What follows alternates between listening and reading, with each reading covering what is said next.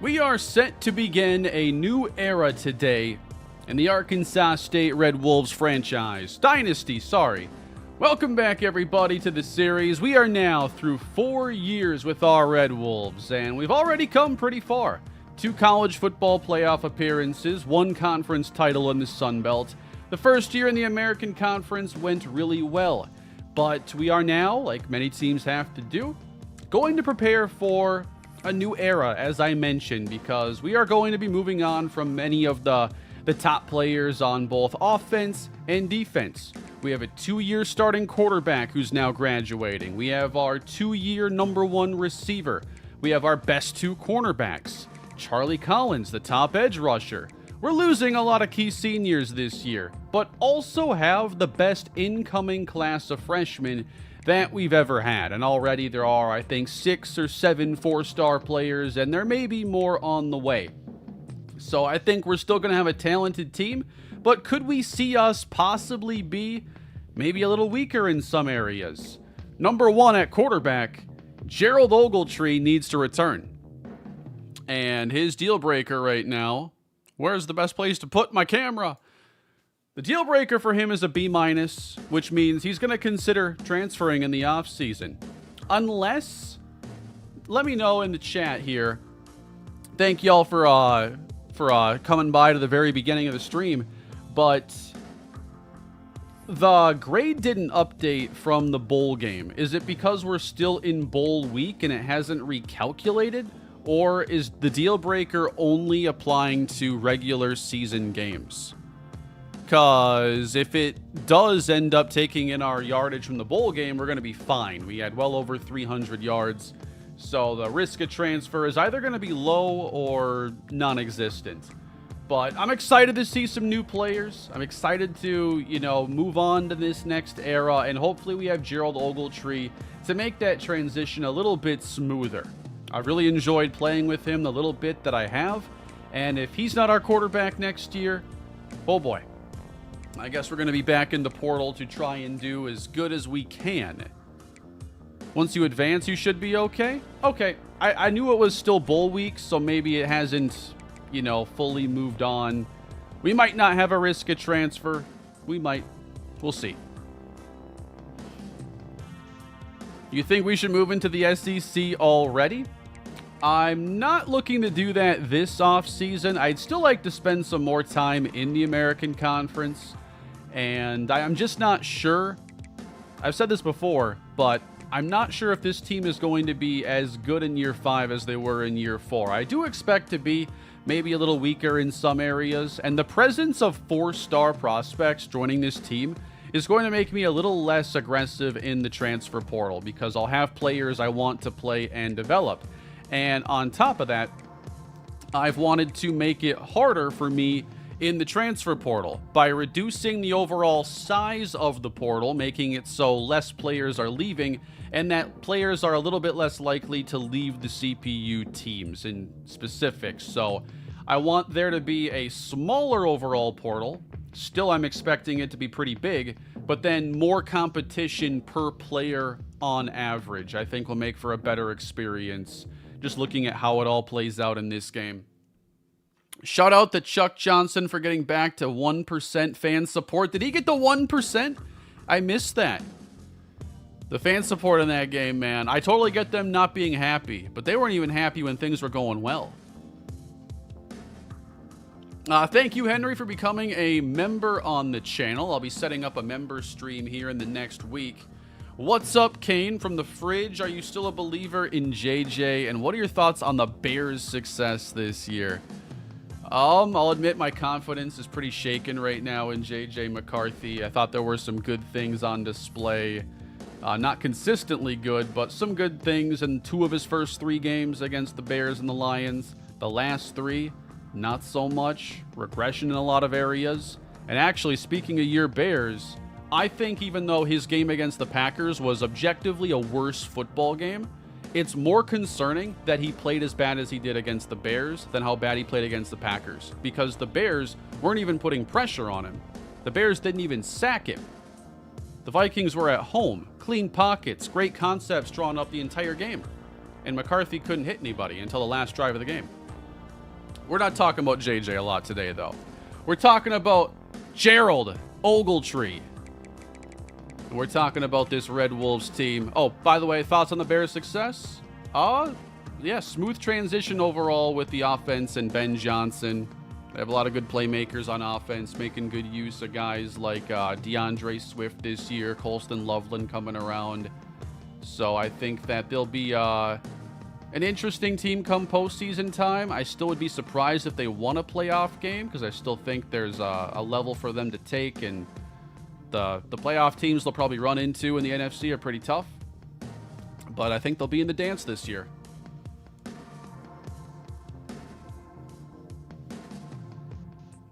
Who is JJ? I only know 9. Yes, I'm sorry, 9. Today we're going to talk about 7. Will Gerald Ogletree be our quarterback going into next year? If so, I'm expecting a pretty exciting offense. He's a fun, dynamic player to use here in the game. 6 touchdowns, 659 yards. Tough times there against Ole Miss, but got some play time in with the UTS game and the UAB start. So I am hungry for more. But yeah, we're still in the bye week here, so allow me to kind of move this forward then. 22 coach points. Let me see if there's anything I wanted to purchase before we get into the offseason. I'm pretty bad about buying a little bit later than I should. Quarterback transfers are more interested. That's where I might hold on to points, just in case Ogletree looks to leave. Does Stafford win MVP? I'm not sure what the odds are right now, but he feels like the MVP to me right now.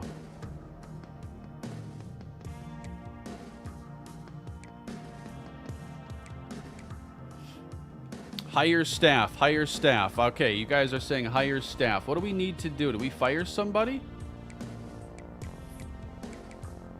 Or do we lose somebody? We lost our DC, right? Yeah, that's right. Refreshing my memory here.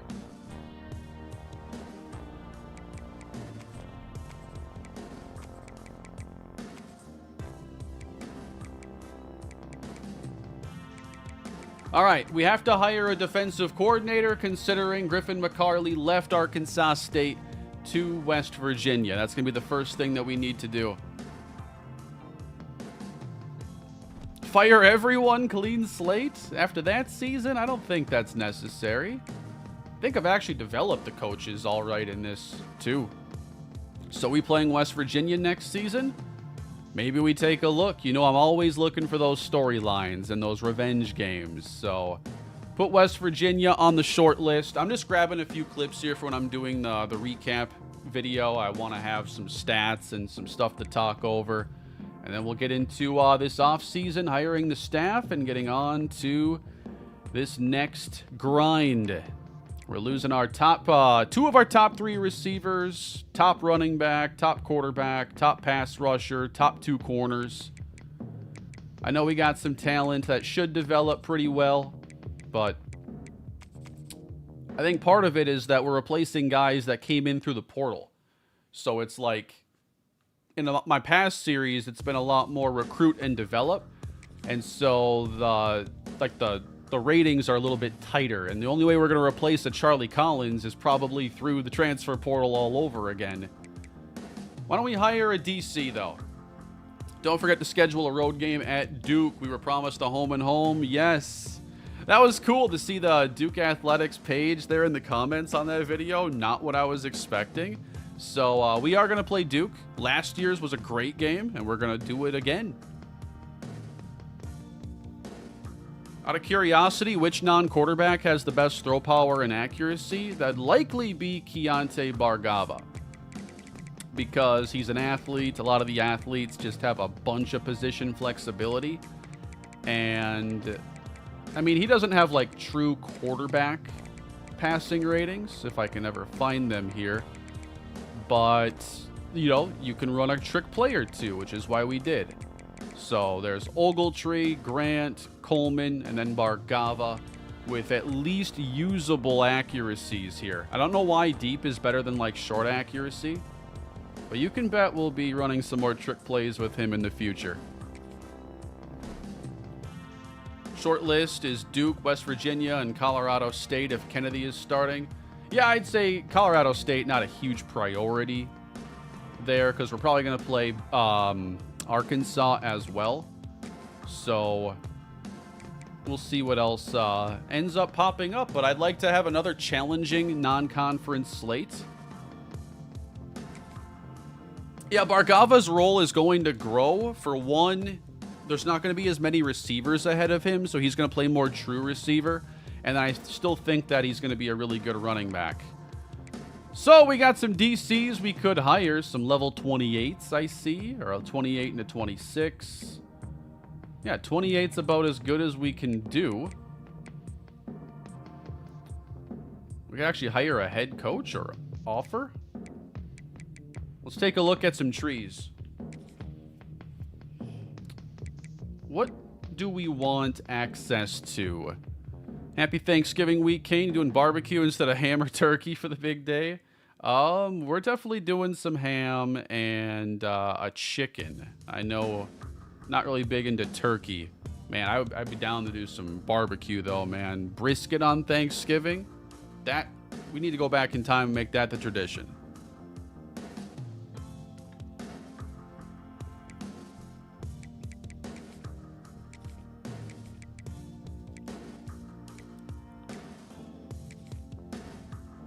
I am looking to see if any of these DCs have any sort of a lean in the recruiting side.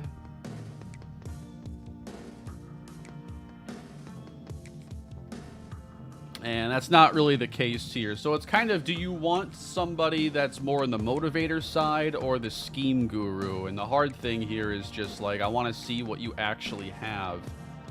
I think if I go to my head coach, I can actually click into these and just kind of refresh my memory here on what I'm looking for.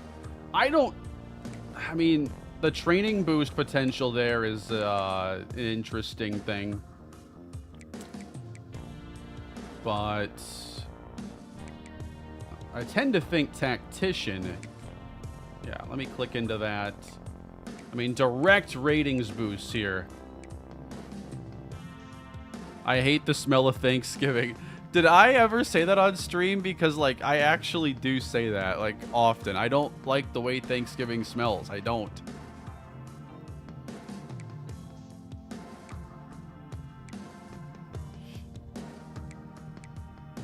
I'm happy with our defensive scheme overall. I don't anticipate a major change. It'd be nice to maybe sprinkle in a little more 4-3 just to have some good variety there, but like there aren't a lot of defensive schemes in general here, and 4-2-5 is the common one. I might just edit the playbook and throw like a couple more formations in there for like on the goal line or more of like a specific run stopping formation.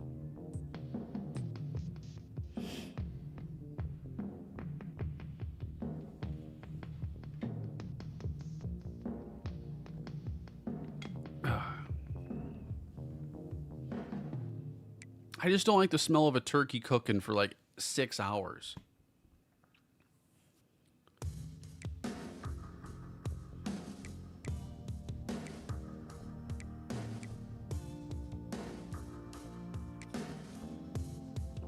And also I gotta consider what pipelines we could gain access to, and you know, Brandon Bailey giving us South Georgia, that feels like a valuable spot. And then James Anderson has the Alabama pipeline.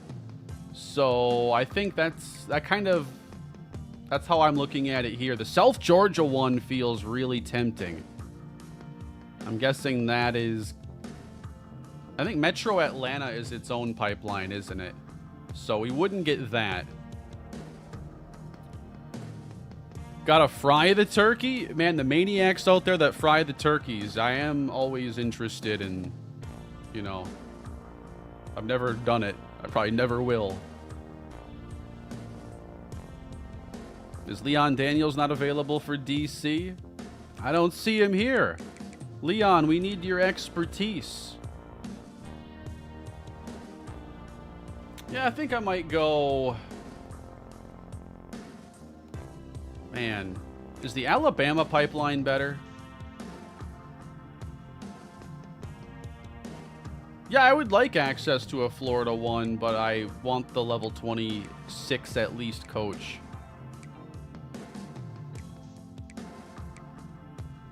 All right, guys, South Georgia or Alabama?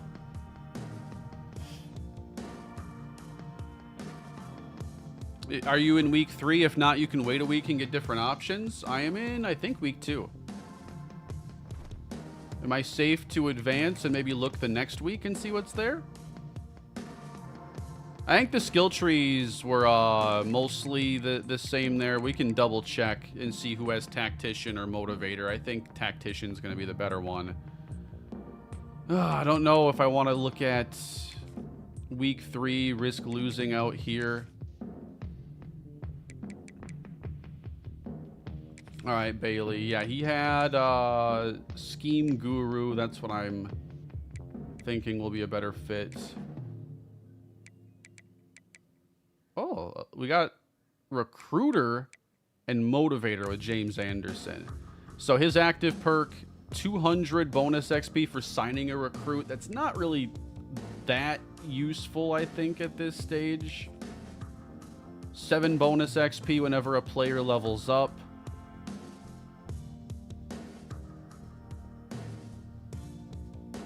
That's just XP for your coach. Not just recruiter, he's elite recruiter. All right, you guys want to go that route then? Considering I haven't had a huge recruiting buff in any way, you know, this could get us a step closer to the SEC. And when you think SEC, you think Alabama, right? James Anderson, let's offer it. I don't think that guarantees that he accepts it, but we can at least advance the next week. Do you think Leon Daniels could have a better QBR than 9? The question is, if Leon Daniels played quarterback, would he rank above or below J.J. McCarthy and Jamarcus Russell and EPA per dropback?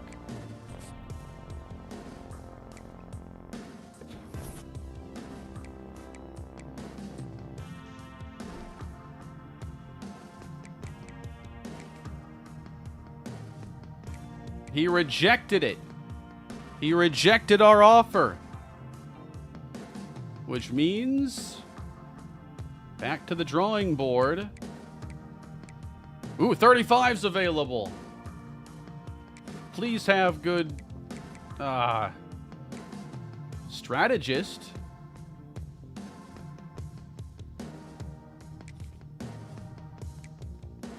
We may have to offer to Eric Luke.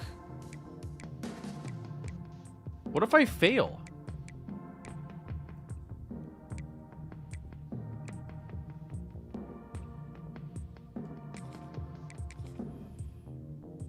All right, Eric Luke. Let's see if we have a new DC.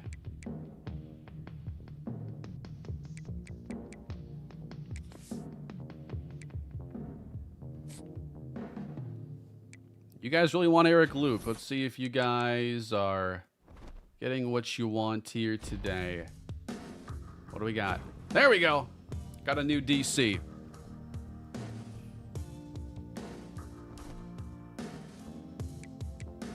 So we're not gaining access to that Alabama pipeline.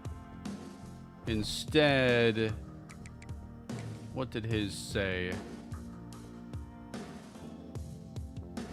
Signetti to the FSU. How about that, guys? Went to the NFL. Eddie George to Wisconsin.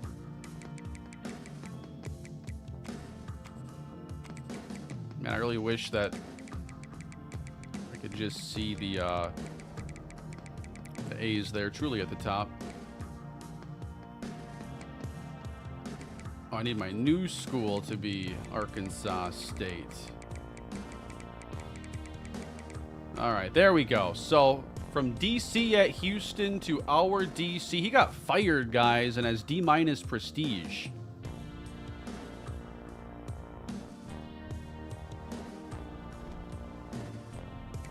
But we have a new DC.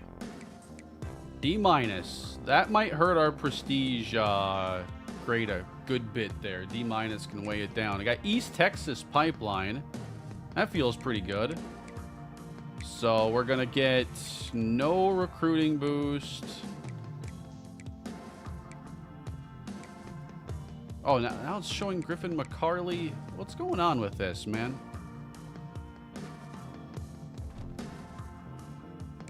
Let me just sim past this and see if it cleans that up. We've run into that bug before.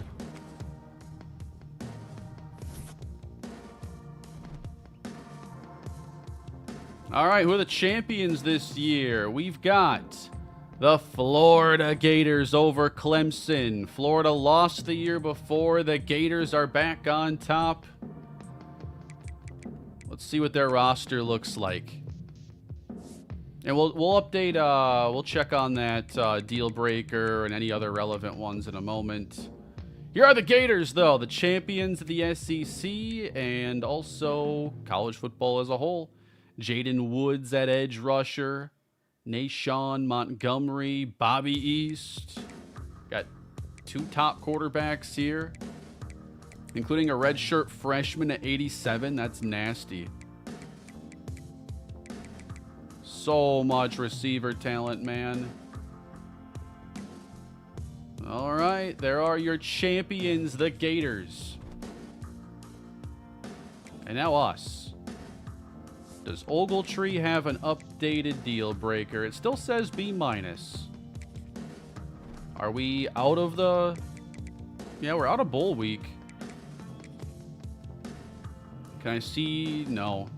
Let me get out of this entire thing here.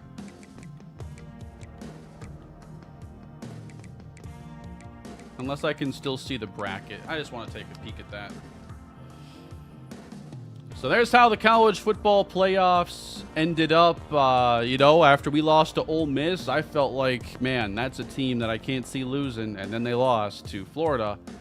And if I'm not mistaken, didn't they match up together in the SEC championship too? Florida wins both games there.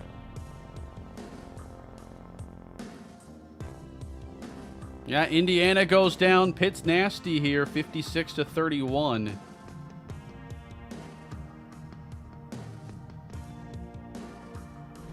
Kane curse on Ole Miss? No, you cannot be blaming me for them losing. Did we play so bad we gave them like a false idea of how good they were?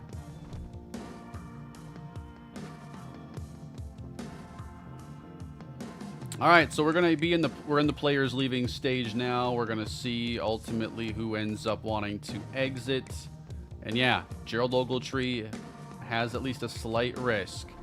So, like we do every offseason, who is looking to leave Arkansas State? Will we have our quarterback Gerald Ogletree?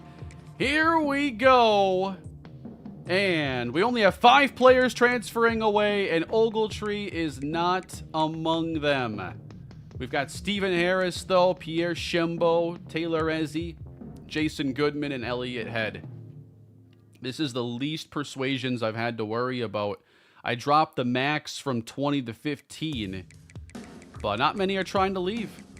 And what's going to be awesome this year is we got a couple players projected to get drafted.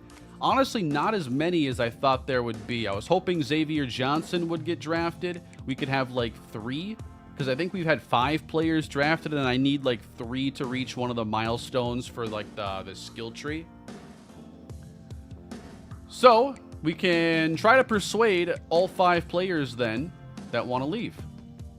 Beginning with Pierre Shembo, who has a medium chance to return. I'd really like to see Pierre Shembo back. I like his ratings a lot. And Shembo is staying. Yes. Taylor Ezzie at tackle wants to leave for playing time, and he is going to stay. All right. Smooth talking Reggie Carter, 2 of 5 so far. Elliott Head, no.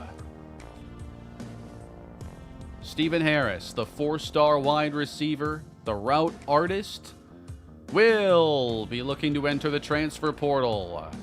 And finally, linebacker Jason Goodman, a high chance to convince him to stay.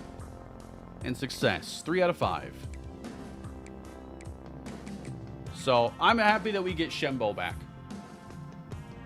You know, we lose 2 or 3 receivers from the roster this year, so making sure we get a guy like Shembo to return whose caps are pretty decent and his route running's already really good. I think that Shembo is going to have a chance to start next year. I mean, if he's a 78 now with Impact Dev, redshirt freshman, then I'm expecting 82, 83. And we move on with him, DeMar Alba, and Keontae Bargava. I want to see my coach stuff. All right, I think I can now. So, Eric Luke gives us a scouting and recruiting boost to D-line, linebacker, and secondary. All right. I like the D-line boost there a lot.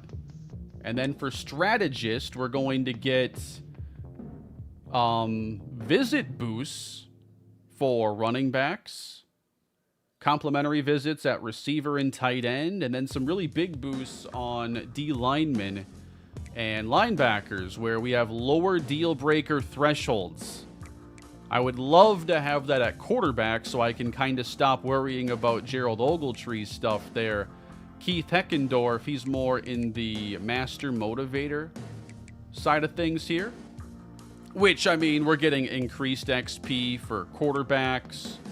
We're getting, you know, less likely to transfer on D lineman and quarterback there. So, you know, it takes a long time for you yourself to gain access to Master Motivator, so that's probably helping us out a good bit.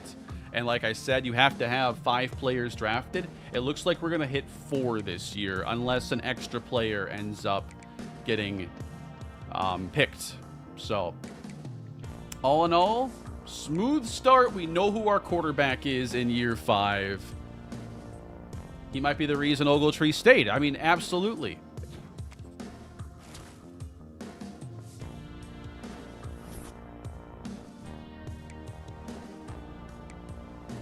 There were actually some players I thought would try to leave and didn't, like Joey Colon at running back, Robert Ringo. Like, I stopped giving Ringo, like, I didn't give him any chances because I assumed he was gone. Draft results, give me 3. 4, let's go! Charlie Collins, Cameron Keys, Duncan Grant gets drafted, and Marcus Gorey Jr. So that's 3 draftable players that are leaving our defense. Duncan Grant sneaking into the 6th round, man. Like he's Chuck Johnson.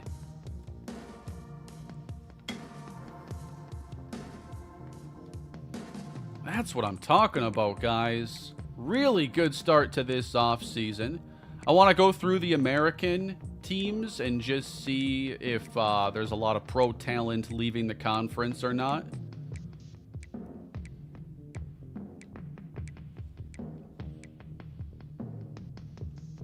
Do y'all really fry your turkeys?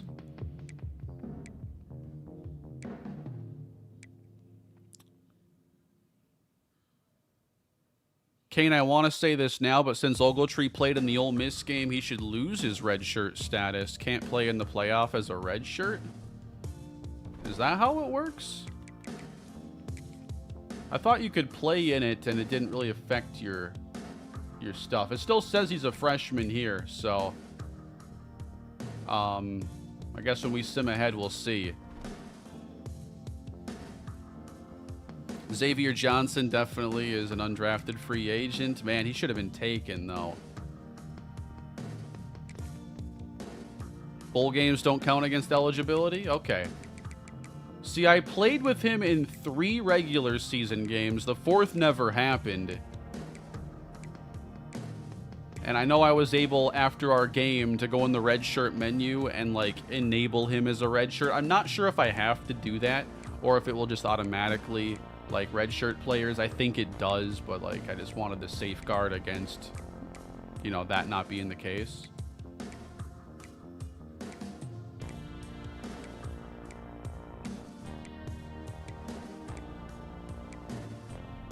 Are we going to try and get Harris back in the portal? I don't know if he'll actually be a priority. I think he has some good traits, but the lack of speed, I think, limits his upside a bit. Like, honestly, I would prefer to have Pierre Shembo back than Stephen Harris. I do think Shembo is going to be the better player to use.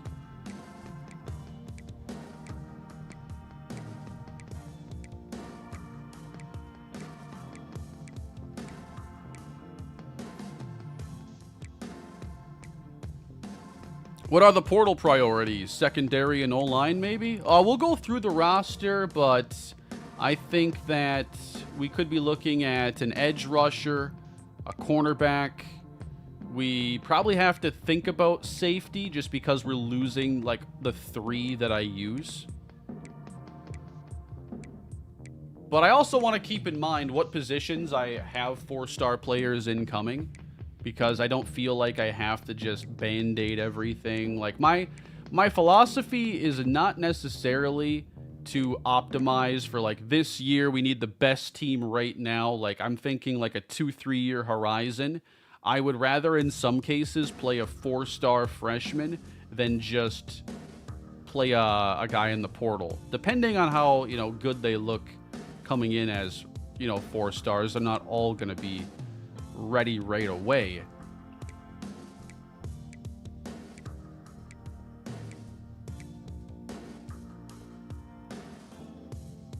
Tulane loses DJ Pickett.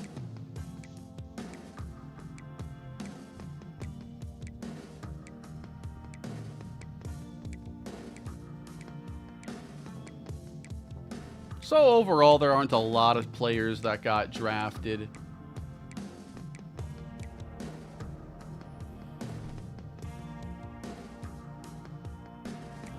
Let's take a look at our roster then and see what we need.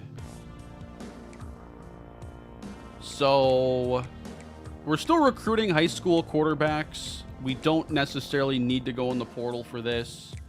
At running back, we have Ron Best, a 4-star, and I'm hoping that I can get him on the field right away.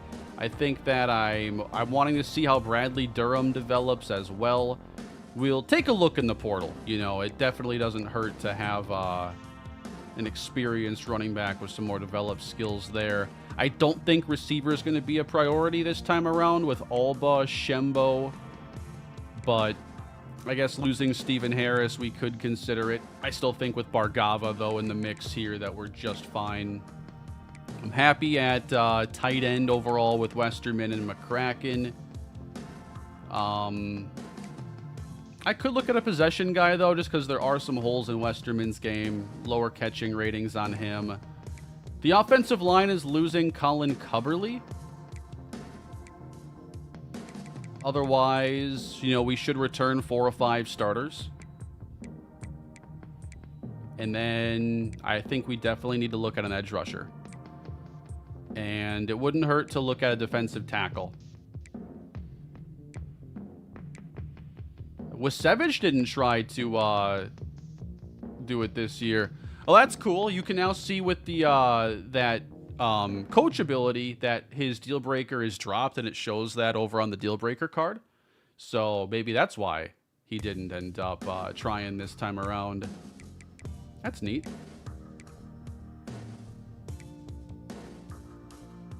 Yeah, I don't think I have to look for a linebacker. I have 4 stars coming in. I got Wasevich, Woodrow, Dallas Brown, Jaden Cotton. I'm solid there. Cornerback, though, absolutely. I just can't bank on all these players developing. I know Jolly has pretty good caps. Like, I'm expecting Jolly with his star dev to hit like 83 or 84 overall and then be in line to be the #1 guy. So a complimentary guy is probably necessary because all of the other returning corners have normal development. Like, all of them. And then we're losing the top 3 safeties here. I have 2 4-stars for sure incoming. But how good will these players here develop? How ready will those freshmen be right away? Especially when they're both, I think, box specialists. I should absolutely try to add a cornerback and a safety.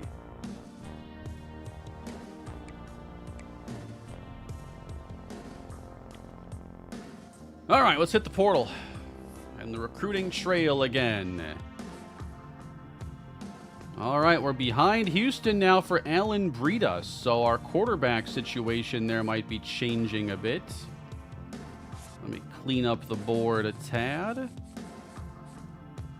I got 2 safeties incoming, a 3-star corner, 2 linebackers, a D-tackle in Jeffrey Brazil, a tackle in Josh Casa, and then Ron Best. Do we think he'll be ready to play immediately, just based off of these ratings? Because his elusive skills probably won't be anything special. His speed and acceleration aren't special. He might end up being a better fit as a red shirt who takes a really big leap thanks to that elite development. So you know what? Maybe we look at running back.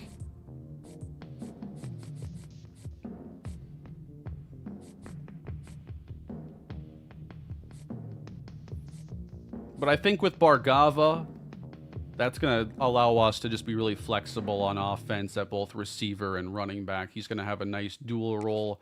And now that we know we're getting for sure Ogletree back, I think that we can potentially take Zach Isaacs off the board then, because he would just be a QB2, QB3 for 1 year. And at this point, we don't really need that role filled as badly.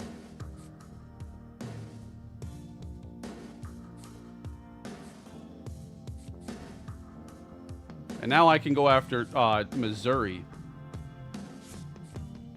Chauncey, Missouri is who I would like to add. I got 900 points. Did anybody see if we leveled up the program? Are we a 3 yet? We were a 2.5 star before, and we are a solid 3 now. Arkansas State continuing to level up the program. Did Bo Jackson get drafted? You know, when I was cycling through there, I didn't look closely at names.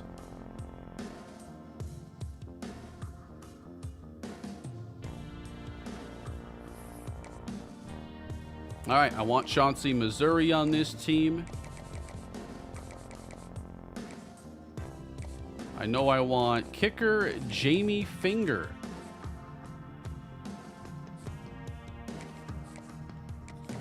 Hoping to get a quick decision there.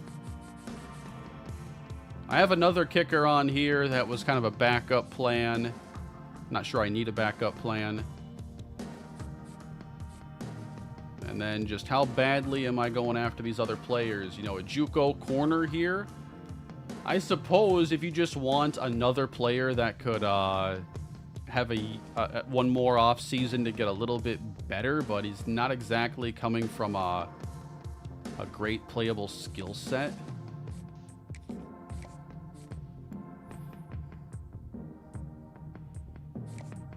I am interested here in Sam Phoenix, probably a red shirt candidate. I want Doug Lucky, although his ratings are on the lower end. Just, you know, never hurts to have that extra depth along the O-line. Just get as many gems there as you can. Elijah Hopper, 84 strength, 76 tackle. Probably have room on the roster. So now let's go into the transfer portal and see what's available. We already got 1 4-star here who wants to come to Arkansas State. We have a couple cornerbacks at the very top that are interested. So as far as 5s, Christian Randall, a freshman, a speedster, is entering from Ohio State. We've had good luck with Ohio State playmakers in this series the entire one time we added one.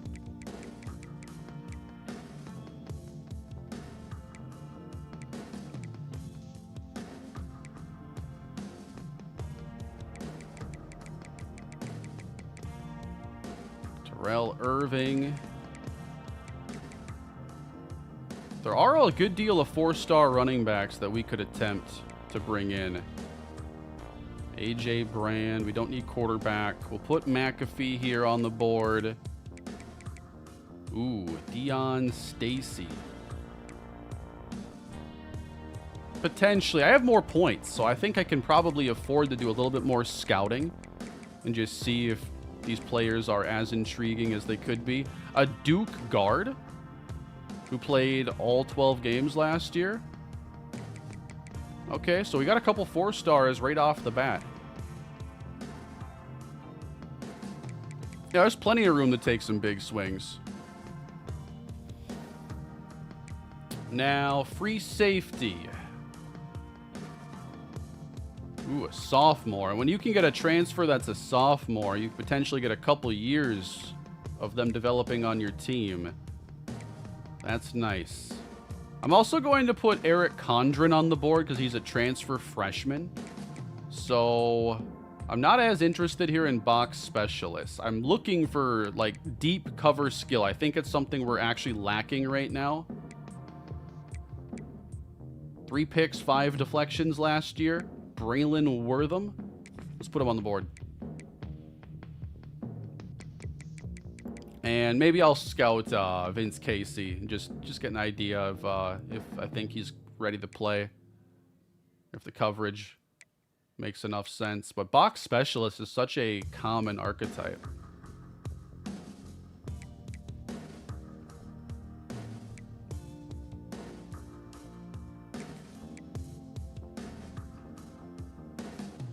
I do want a couple cornerbacks on the board as well that we could look into.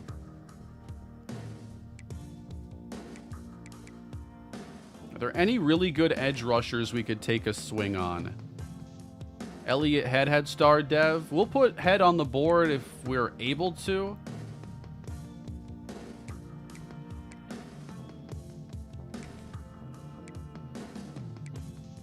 Anybody put up big production last year? Not so much here at edge.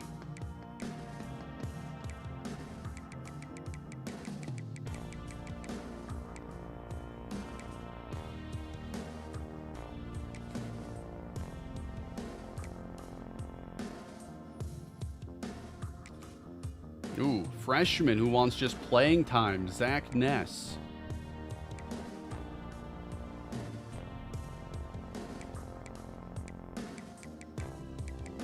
All right, let's do some scouting. And let's make sure we get Elliott Head on the board. Thank you guys for continuing to make sure I eventually see your messages there. Let's see if he's interested in a comeback, though. Not a 3. Also, I don't know if he's an outside linebacker or Mike.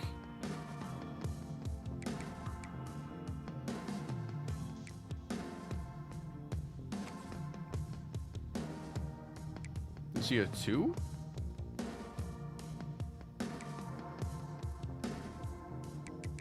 He's a 2. All right, we have a chance.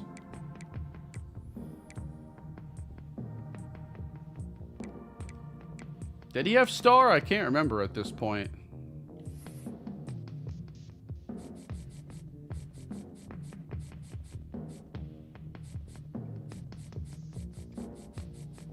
Might be able to scout pretty much everybody here. So as we look at cornerbacks, so here you got some speed and acceleration and some ball skills from Kevin McAfee.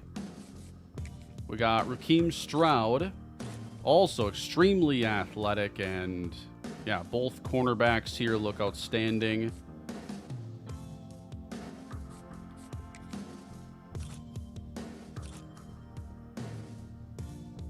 Deion Stacy looks pretty good. Ahmad Rourke. Ooh, that run blocking is really good. The pass blocking is not. Can you stomach the pass protection?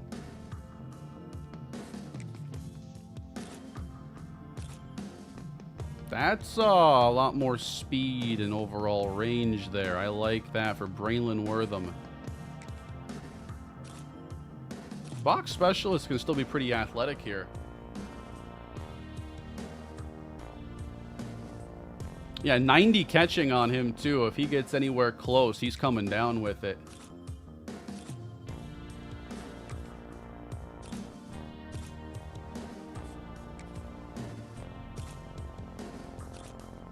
And then we're looking to see what edge rusher do you think has the best chance to replace Charlie Collins? Tylon Lee?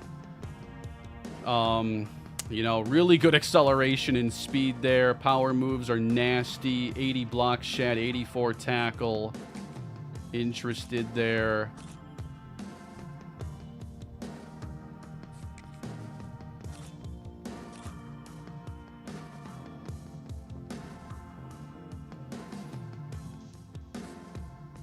All right, so we're going to hand out some scholarships. We'll give Elliott Head one for sure. And then we got plenty of points. Just want to kind of narrow down my choices here. So 74 man, 83 zone there. If we're looking for the best overall blend, it's probably Raheem Stroud. So I think we'll target both him and McAfee, but obviously Stroud is the guy I would mostly want for this spot. We'll see if we can have any good fortune there. And then at safety, intrigued with Wortham.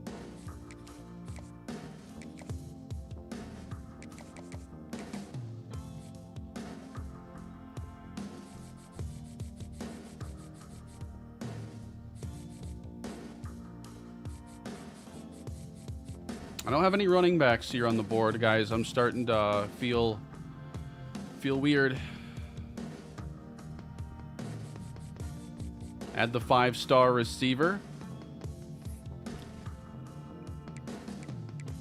We'll see. I have to scout running backs first. I wouldn't think I can get the top receiver there if there's a 5-star. I need to see if I can get a running back because I know that they'd have a role. Am I not able to go after? I always end up on the prospect list.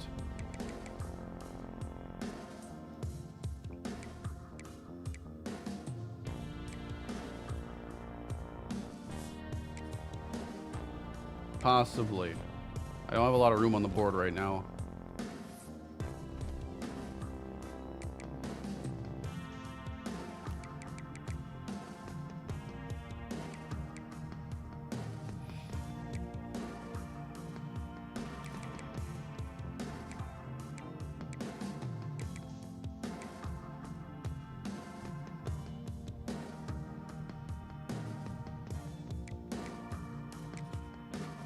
Luol Boyko, 6 foot 218. He's going to have 2 more years of eligibility. We're going to scout him and Carl Handy.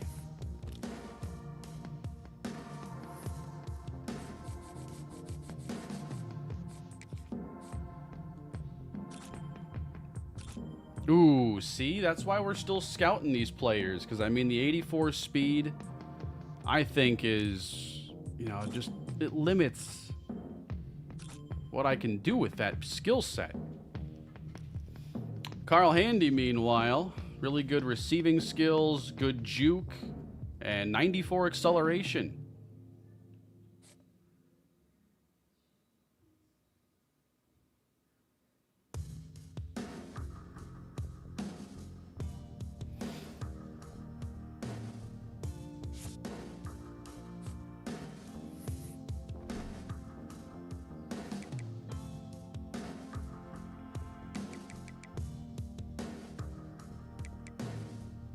Austin Redfield. See, I just don't know about this archetype, but we're going to scout him. North-south blocker. I'm not expecting him to be very fast. 86. It's like right there. That's like on the line of like enough speed at the position, you know?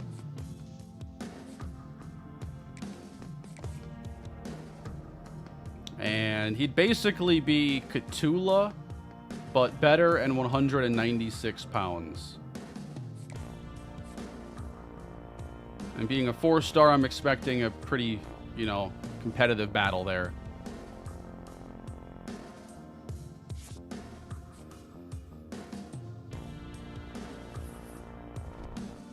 So the 4-star running backs, you know, honestly a little bit disappointing, the skill sets that are out there. And then maybe I look at like the best 3 and see if it's even worth exploring any further. Tremaine Callis.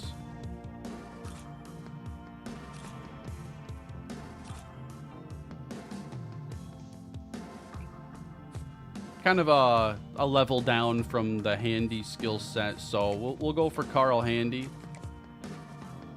Big bonus there that he has, he's only a sophomore.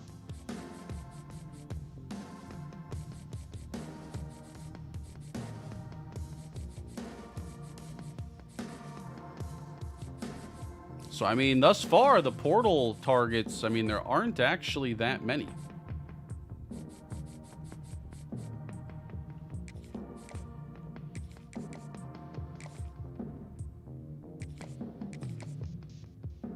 You guys want to see that receiver if we can make a run? Let me see if there's a cornerback I can take off the board.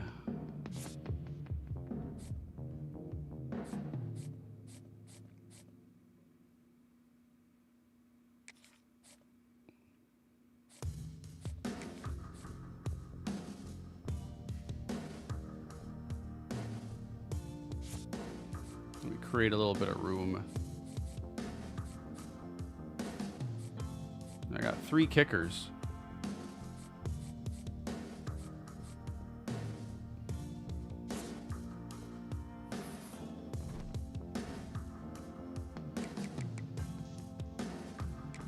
All right, the number 1 player in the portal is Christian Randall, the speedster from Ohio State. I'm not even going to bother scouting him because he's a 5-star speedster. I can imagine how fast and how good he is.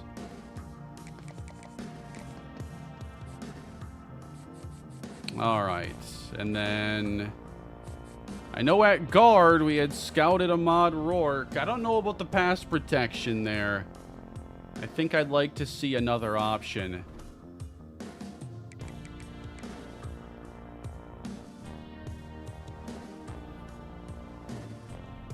Yeah, you don't always need speed there at running back, especially if your offensive line is really good. I'd look at least, like, I don't like going lower than 88, especially if I'm, like, in the portal where I'm expecting it to be more competitive and I'm not sure, like, if I'm going to be able to actually win on these battles. All right, so the 4 stars are a little more limited. We're going to go to 3s. I do think this reduced the portal in a decent way. There are still some high-level options out there, and, you know, it's probably less than real life, but I think it was more important to make it competitive so I don't just continue to dominate the portal and not have to recruit. You know, it's not as vital that I recruit at a high level. Ooh. Yeah, the well-rounded guard, man. I'm just going to offer here on Jake Cook. That's just a slam dunk starting player right there.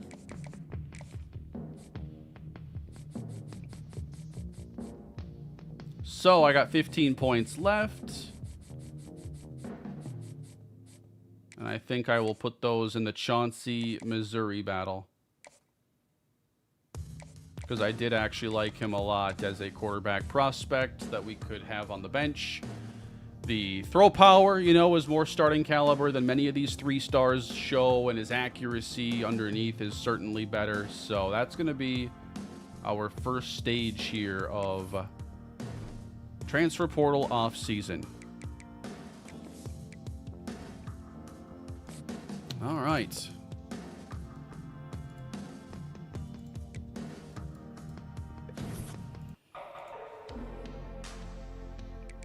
And looks like Christian Randall narrowed it down to his top 5, and we're not included, guys. You gotta take swings, though. Master Motivator unlocked.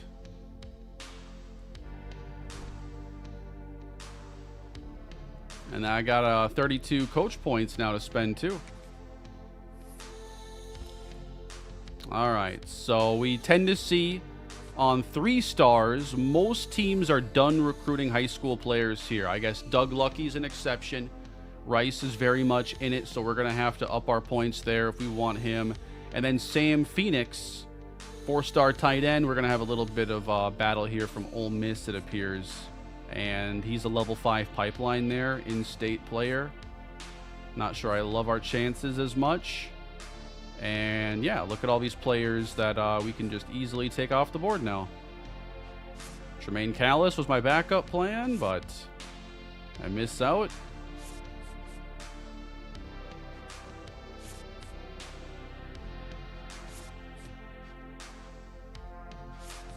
All right, and then Elliott Head has us number 1. We're top 4 for Jake Cook, so there's going to be a lot of teams vying for him. We're out on Christian Randall. Battling for Braylon Wortham. Raheem Stroud. Kevin McAfee. I mean, we're in first for both corners for now. Ooh. I feel like I was successful in making it a lot tougher for me to recruit these players in the portal. This does not seem as easy.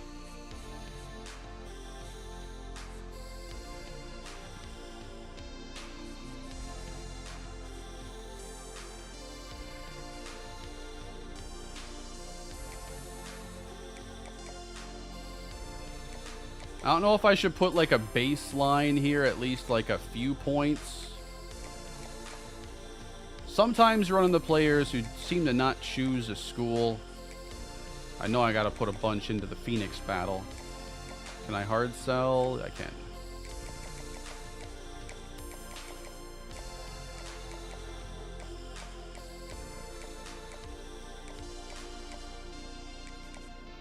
Ogletree did not transfer. He chose to stay. He didn't even attempt to enter the portal. It was not looking good there mid-season, guys. I'm kind of surprised that I was able to turn it around in such a way.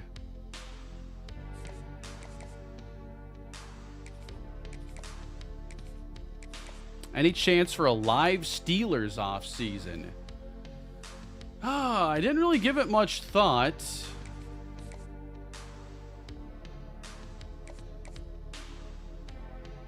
As of right now, it's not my intention, but I'll consider it because it is a big one here upcoming.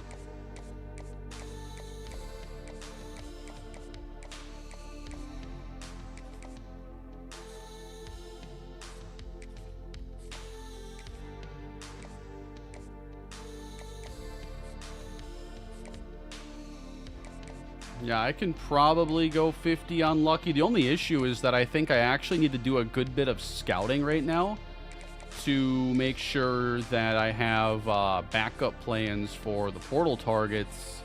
Like, I worry here about Handy. That doesn't seem very positive right now. I think that I need to keep going after Jake Cook, but, you know, maybe I just lose out and I got to play my own guy. You know, that's also the world you can live in. But I think I need a safety plan better because I can replace guard a little bit easier, even if I'm playing Josh Costa there for a year versus being redshirted. But safety. Safety.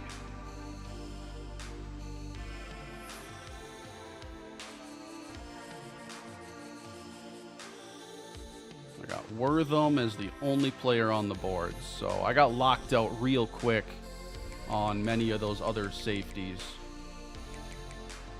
What do you guys think of this portal experience? Do you think that this is better for this series?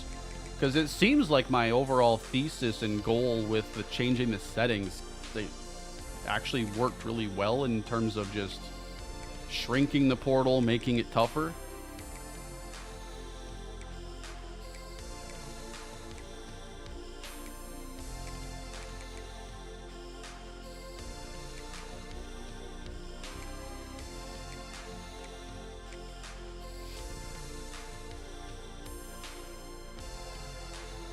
Like, that was so many locks after one round.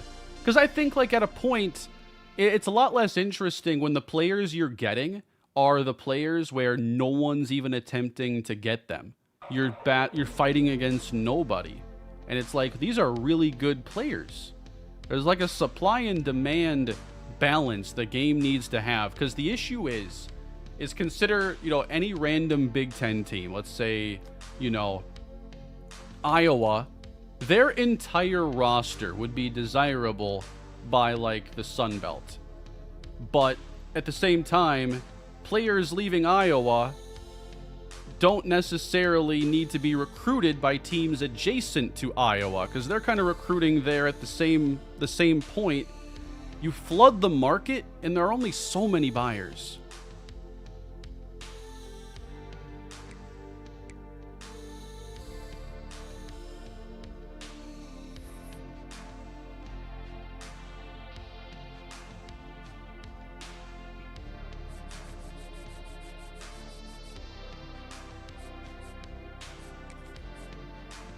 All right, CJ Bass. Not bad. Cameron Wilkins. See, now you get a little bit more speed there, or less speed, but more cover ability and better tackling. So it's, and a sophomore. Wilkins has a few things in his favor, but that speed is pretty glaring.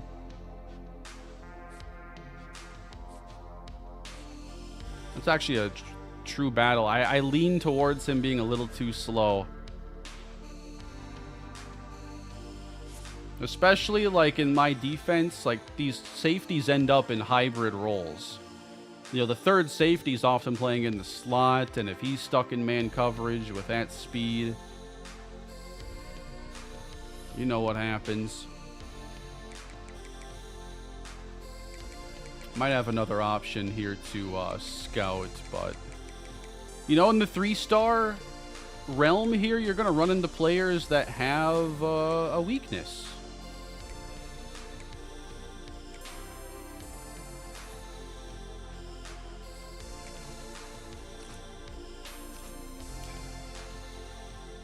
I'm not going lower. 86 with 83 zone. I'm going to have to go with Bass here, considering how hybrid our scheme is. Just going to have to push for him.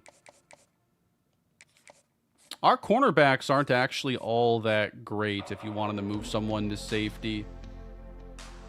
You know, our entire cornerback room outside of Devon Jolly has like normal dev. I'm not sure they have the physicality you look for at safety either.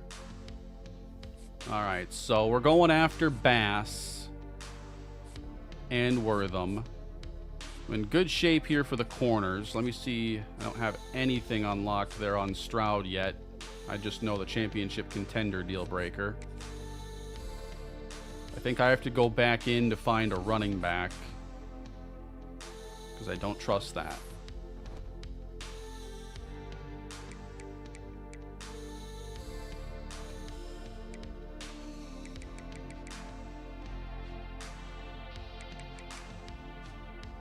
Contact seeker. I mean, I can't expect much speed there, right? But he's at Georgia.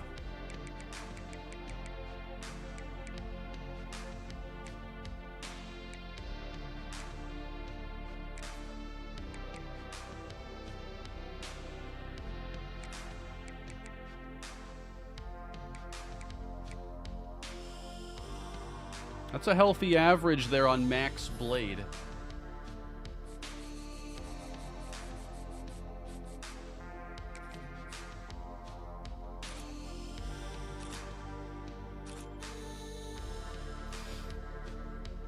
All right, so a north-south running back, not much shiftiness in there, or pass catching, but Ruggins could be considered.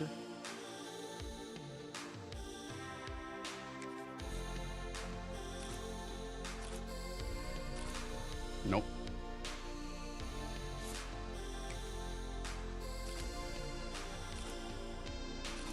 Ooh, 97 change of direction. Baraka Odenibo. That's a good find right there. And the 90 speed acceleration combo, way more well-rounded, man.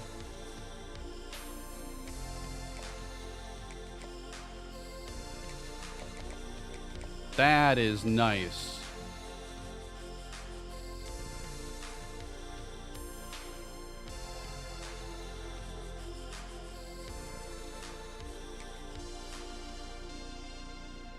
Yeah, Ruggins being a freshman would also be interesting, just to try and like continue developing him.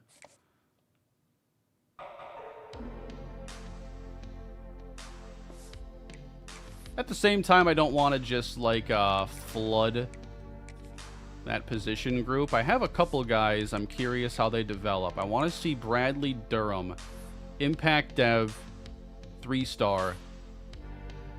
Those caps were not kind to him. Elusiveness won't get much better, but Durham kind of has that same well-roundedness to his game. 78 injury, 57 strength. That's not that much strength. Only 174 pounds. Joey Cologne came back. Wasn't counting on it. 68. Yeah, I need some running back talent on this team.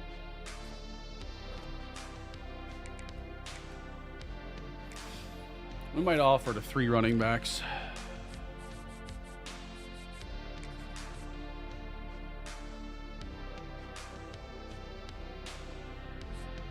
Keontae Ruggins.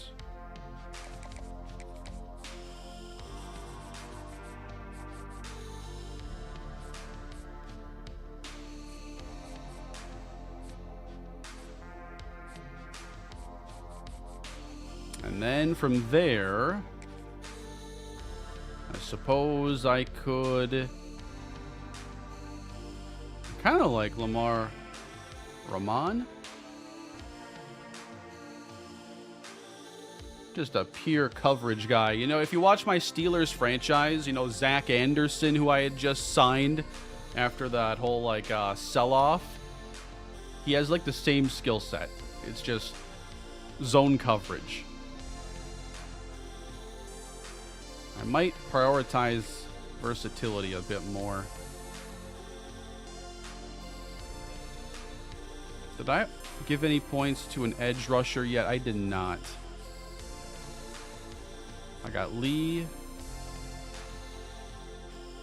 Yeah, I'm going to offer on Lee here. Man, that block shed difference is 17 points.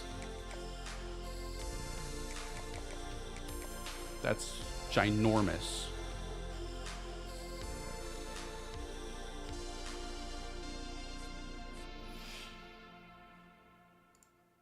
I'm changing the track here.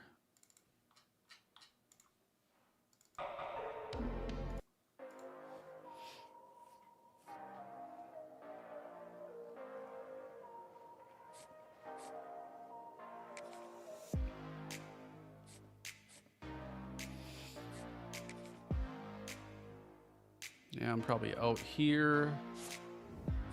Is there anything else I want to scout? Maybe another offensive lineman.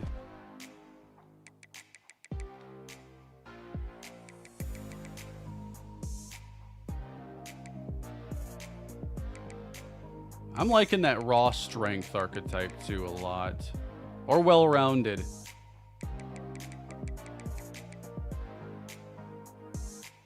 I'll scout you too.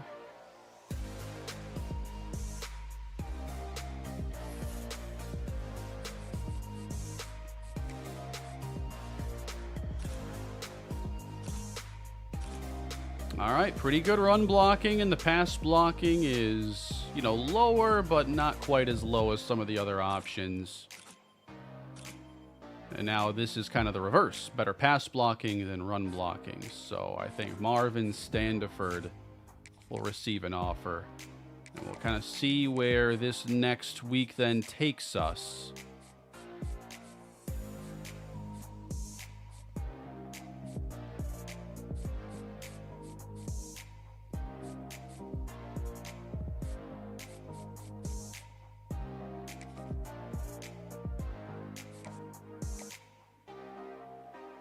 I know I'm going to have to do some visits, too.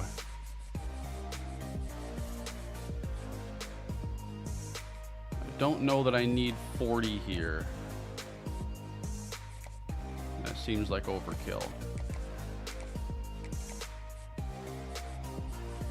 All right, let's see. I know I want to make sure I get a visit for Stroud. But I wouldn't be able to make it complimentary. Because I only have... He's like the only guy in the top 5 stage. So I gotta hope that if I move on to the next round... Can I have him be complimentary with, like, some of these other players here? Is that worth it? The off-season visits work now. They're actually, I think, an important part of the process here.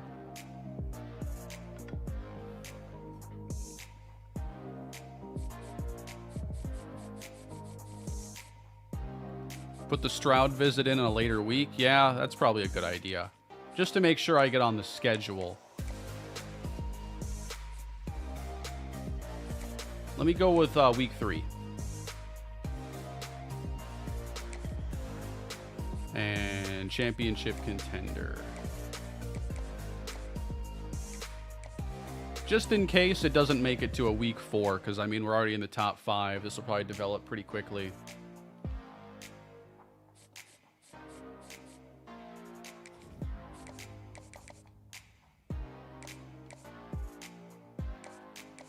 You think I have to soft sell twice on him?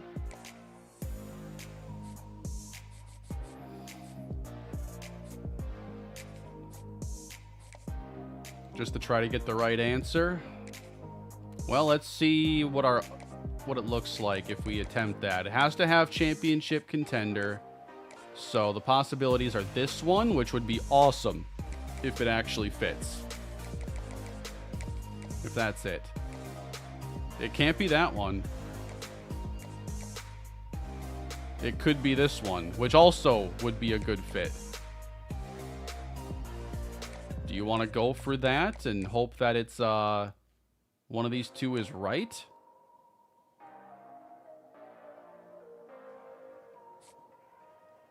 We can go with that. I mean, we need a way to get a competitive advantage, so I guess hopefully one's right. Hopefully the other one that's wrong has, you know, have at least one correct.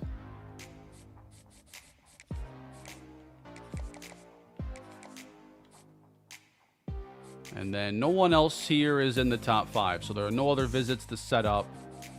And then I can throw this last 10, I think, on Phoenix. Cool.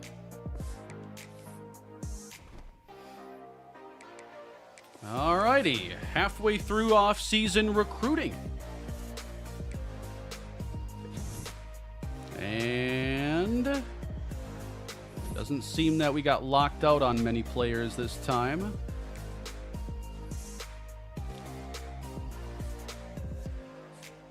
Still in first for Phoenix. We're going to need a boost here, I think. I think a visit, actually, is what we need to do with him.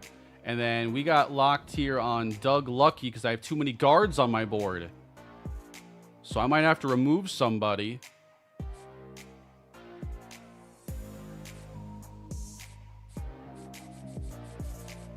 All right, so for Carl Handy, we're in the battle. We're going to need a visit. We jumped to 1 for Odenibo. We jumped to 1 for Ruggins. Rice also offered here. We fall the second on McAfee. We fall the second on Stroud. But we might have our pitch nailed. Conference legend is it. And we're about to get a visit guaranteed.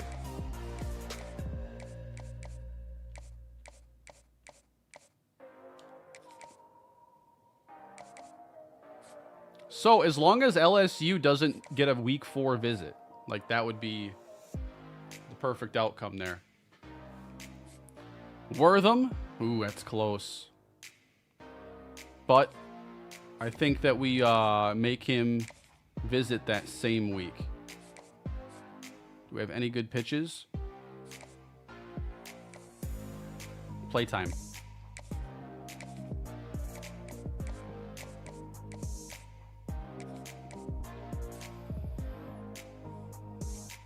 First for CJ Bass, up to first for Jake Cook. I wish Lee had visit eligibility this week.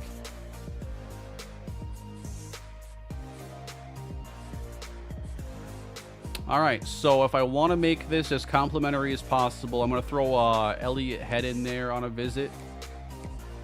40 points. Do I have anybody cheaper? Unfortunately, not many.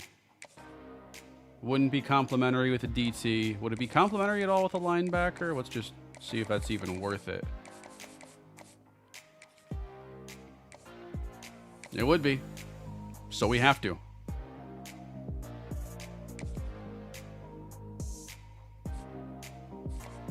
Pro potential is going to be our best grade.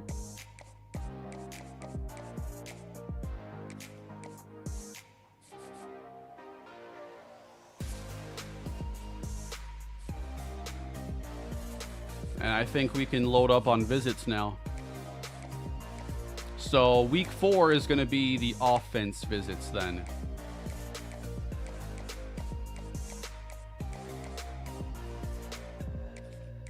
Carl Handy will visit. I know we're going to need to get Sam Phoenix. Let me go grab that one here at the top. It's not complimentary? Really? Really should be.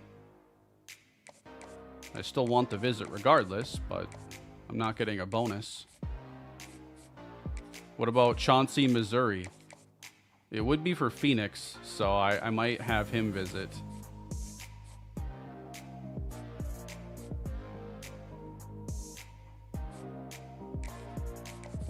Let's see if we can get Jake Cook.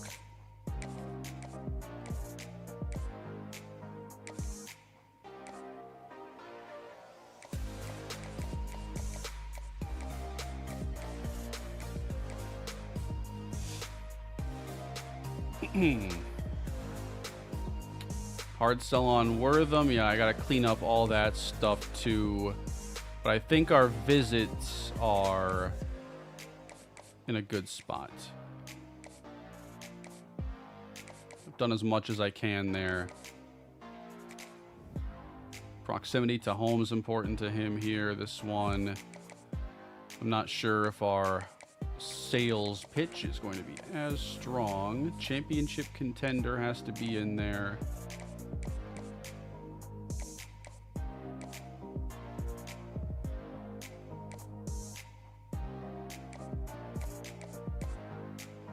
It's that one. So, I mean, this is our chance to still have a really good cornerback tandem or trio next year if we end up landing both. We'll see. So I got my pitch right on Stroud. I need it right on Wortham. Brand exposure is his free one.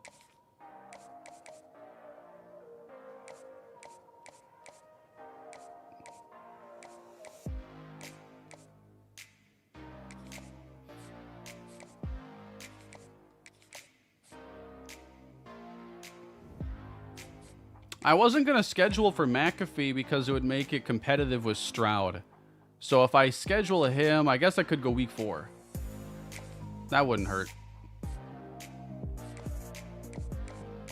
Good call there.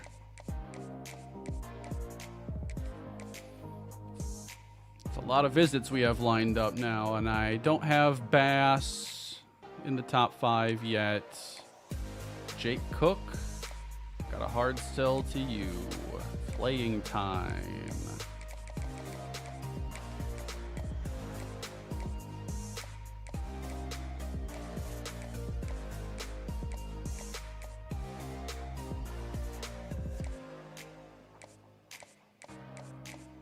All right. Alrighty, that gives us a pretty good board, I'd say. Visit Lee. I can't yet. He's not in his top 5 stage, unfortunately. So I'm going to miss the chance. But at least we're the only offer. And yeah, I need to clean up the boards so that I can still put points in the Doug Lucky battle, which that one's getting a little close here. So remove you. And now that's enough. I was hoping I wouldn't have to remove anybody else. Man, I don't know. I don't think that is actually better for hard selling. That's a C, C minus, D plus. I'll check the calculator, but I can't think that's going to be a hard sell.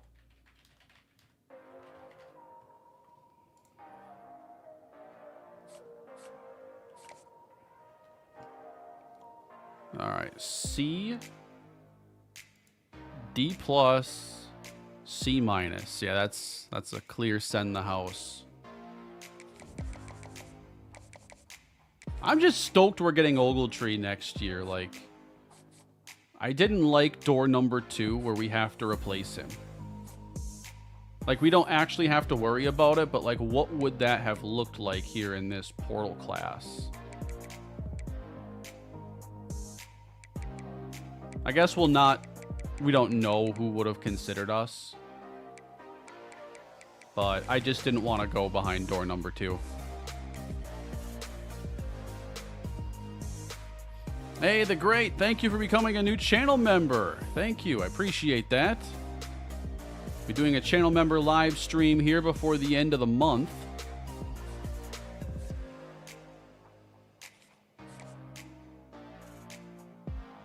Was thinking I might work on some of the Super Mega Baseball customization stuff in that stream, or at least show some stuff off there.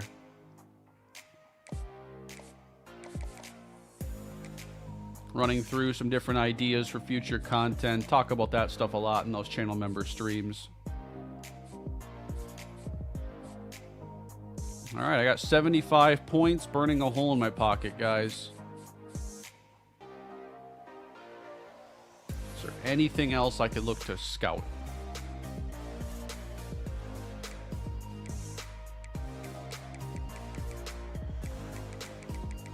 Let's look at tight ends.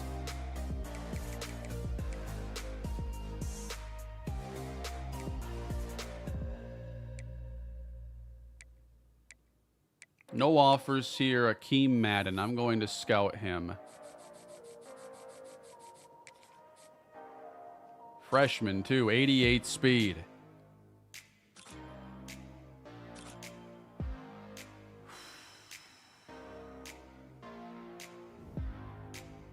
Why not?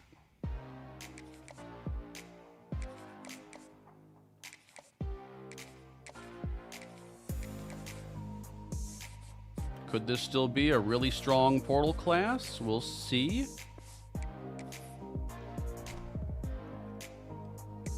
Yeah, honestly, just like doing a bunch of scouting for like a JJ Harrell replacement feels like how I'll spend the remainder of my points. Just because he has really dangerous speed there. Welcome back, Elliot Head.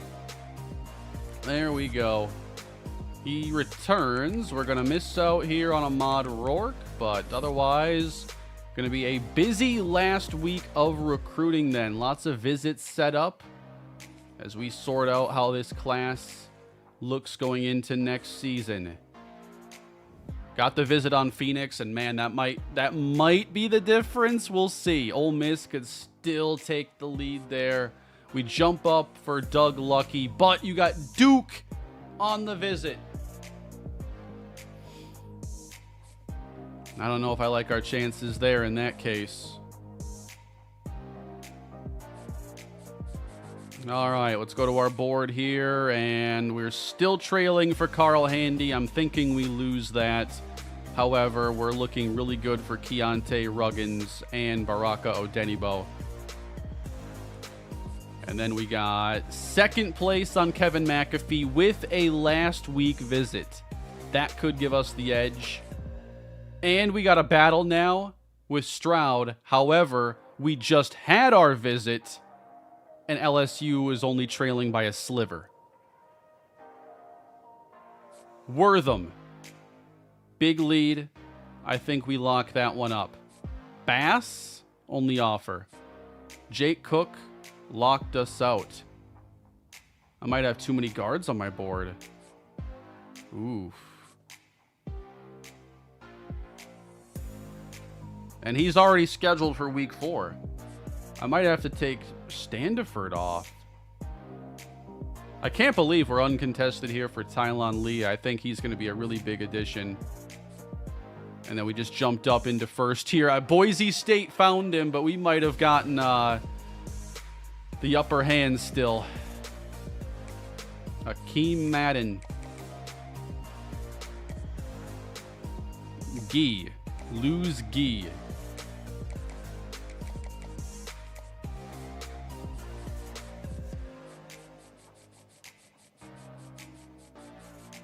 Oh, yeah, what are you doing there?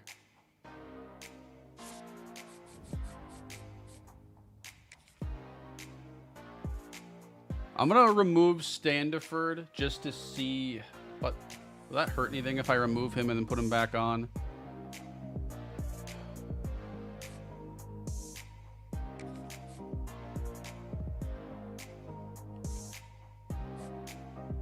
Pass protection's much better on Cook. Run blocking is comparable. The F is a bug? Well, I don't want it. That's just a recruiting bug. You will have to give him a new scholarship, like remove him. Or you mean Standiford. The CPU will remove their offers, so as long as you don't, you should get them for free. Okay. Okay. Then I won't touch it.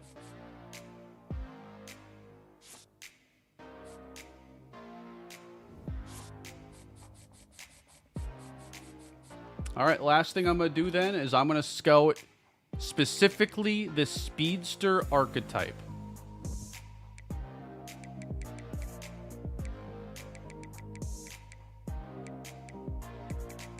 At wide receiver.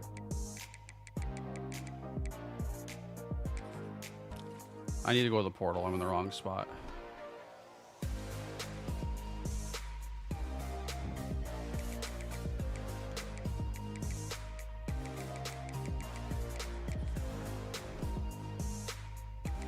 I'm looking for a return man, basically. That's it.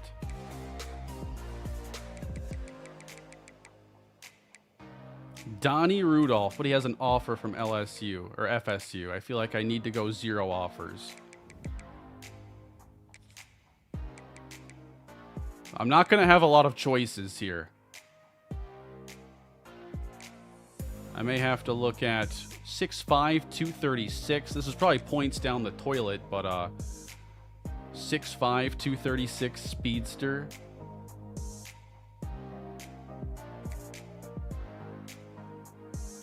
What running back archetype do you think would be best for this role?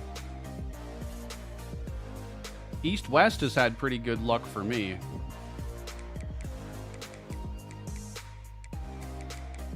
Gadgets.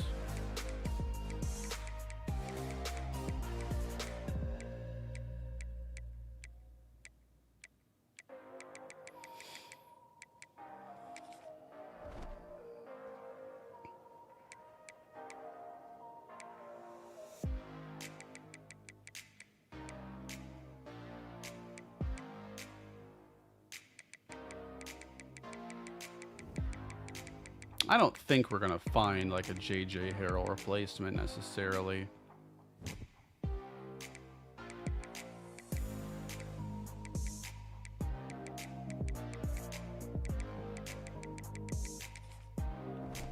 All right, let's try gadgets.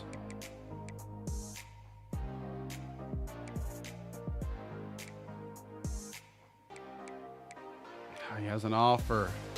I guess we could try.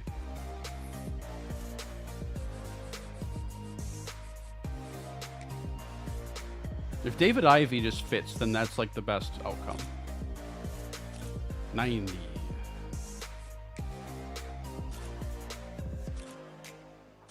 $90.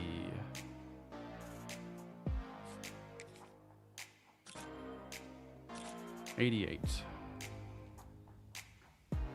It was worth a shot, right?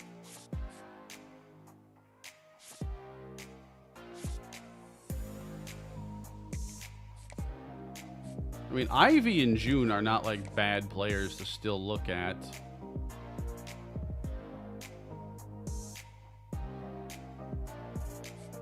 Especially after losing out on Stephen Harris, which, by the way, I didn't even look to see if he wanted to come back. I'm sure by now it would be too late anyway, but I do want to know if he's already picked a school.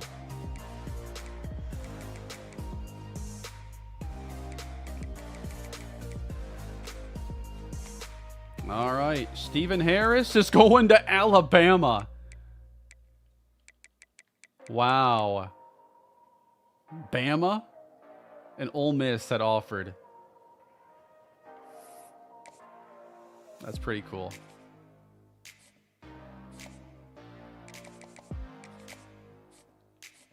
I'm even going to offer here on June just because he has, 6'5", 236 as a depth receiver. We probably have a roster spot for that.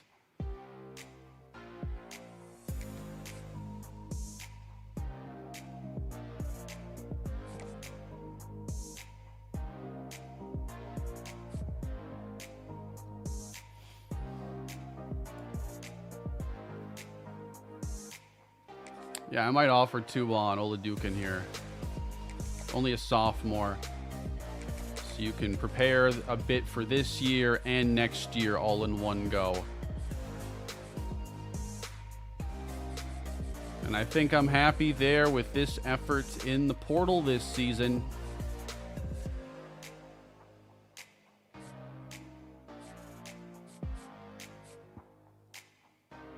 I'm going to remove Romero from the board. I think we'll land Jamie Finger.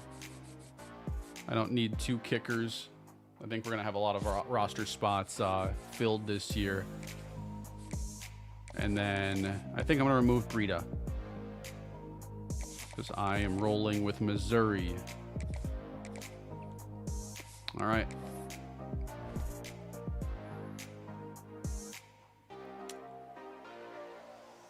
After McAfee hard sell, let me double check all my sells.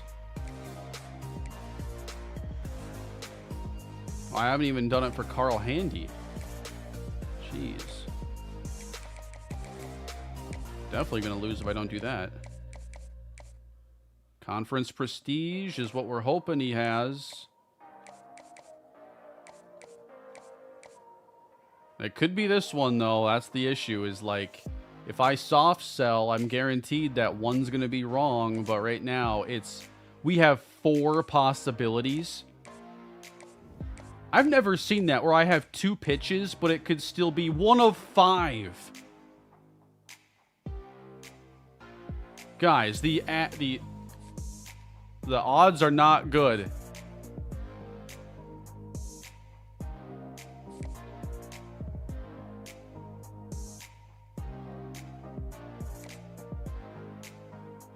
I know I have 2. If I said 1, I meant 2, but I have 2. But the third is still one of 5. You were looking at the A's, not the check marks? Is there something wrong with me? 1. Oh, I guess it needs to... 2. Okay, what am I doing? All right, soft both or hard on one? This is kind of what it boils down to. Aspirational goals feels like it could be the one.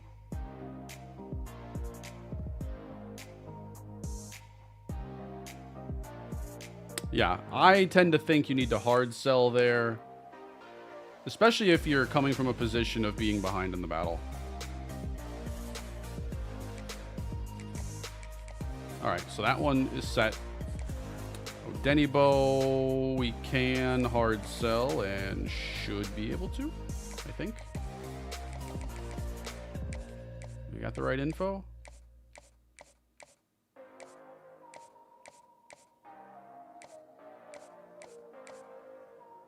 I hope it's not that one.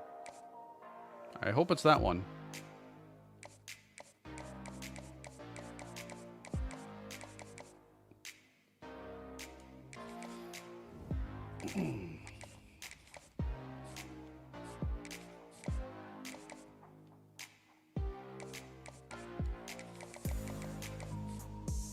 Playtime is 1.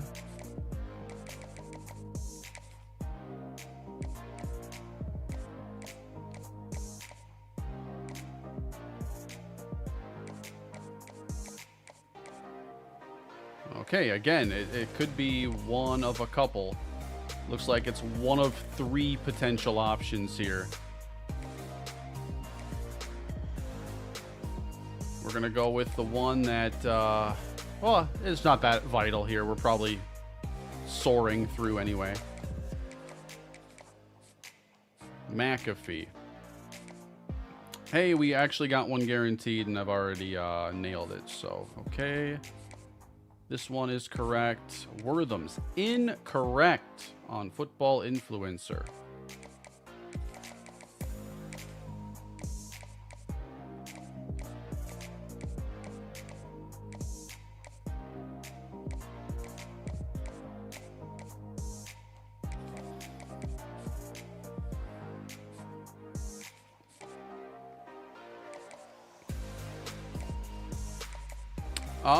Have I thought about adding subscribers to draft classes? Just from the amount of work that would go into it, not really. I haven't done like the full custom classes since I worked with Blackjack on those.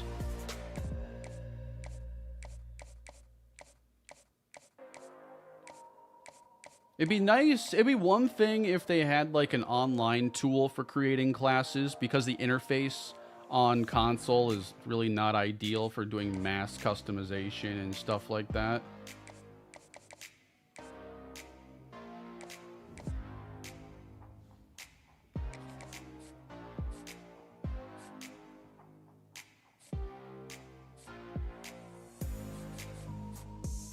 I got 10 points. Burning a hole in my pocket here.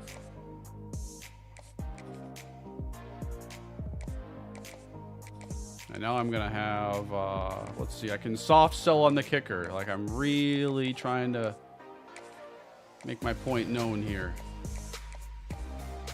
I don't want to risk him going nowhere. We're going to soft sell.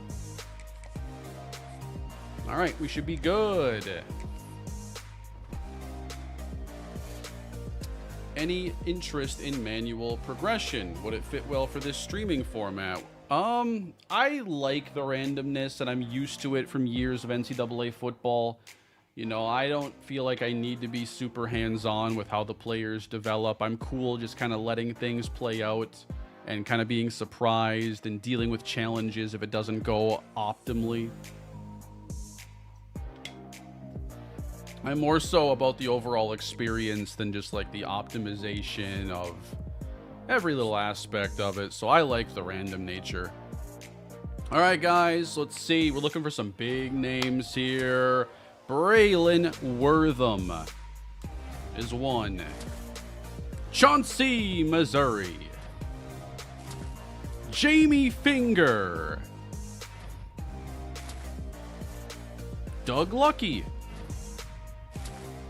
Elijah Hopper. So far, mostly high school players. Baraka Odenigbo at running back. Was really liking his skill set a ton. Tylon Lee, man, they might have just let us get away with highway robbery here. Didn't even try. No one else tried to even recruit him, and he might be the perfect Collins replacement. Keontae Ruggins, so that's 2 running backs. There's still a possibility of one more out there. We get CJ Bass, so 2 safeties. We'll add Marvin Standiford. Akeem Madden at tight end. Andre Oladukin. David Ivey. Ricky June. And that is all. So we ended up missing on a good bit. We didn't get any of the corners.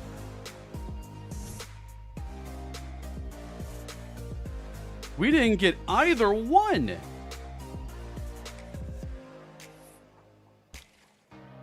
And Sam Phoenix went to Ole Miss. Holy cow. So, Handy chooses Auburn. We had jumped Florida, finished in 2nd place. And then McAfee has us in 2nd as he goes to Oklahoma. And Raheem Stroud. I thought we would get maybe McAfee, because I know that we were only up by a sliver, and LSU, has the pipeline advantage. We miss on both corners. We missed on Jake Cook, but he still might show up. Cook might still show up because he didn't get an offer from Colorado State. Wow. So we know for sure cornerback is worse than it was a year ago. Without a doubt. We just struck out. All in all, this class is going to rank us 28th. Not bad overall. And very good considering our conference.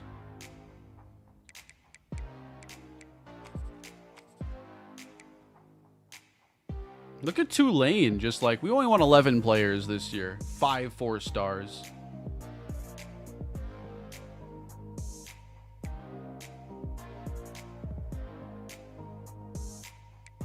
Kind of interested in seeing these 4-stars, how well these other teams are recruiting. Yeah, Rice only getting 9 players. But they got a 5 and 3 4s. Rice got a 5-star safety.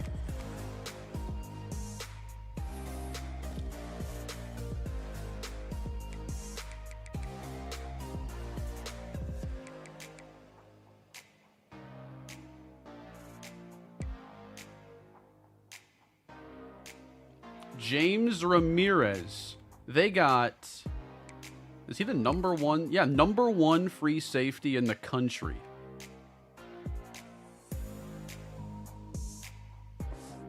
That's pretty cool.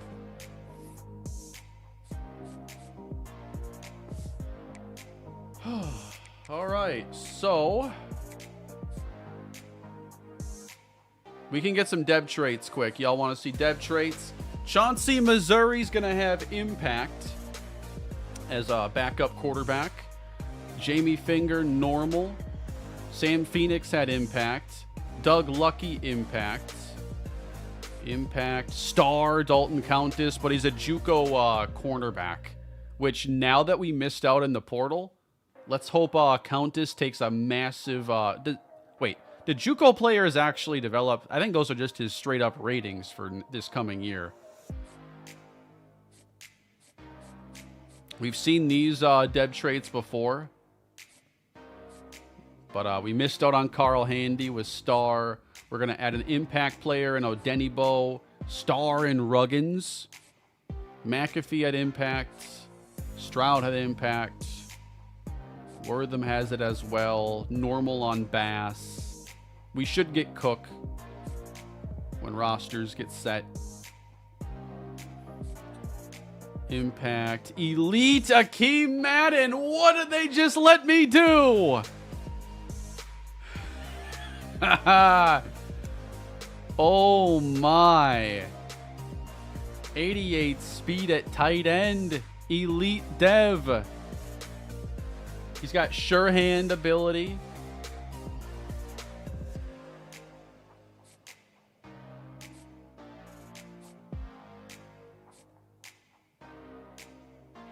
That's exciting stuff.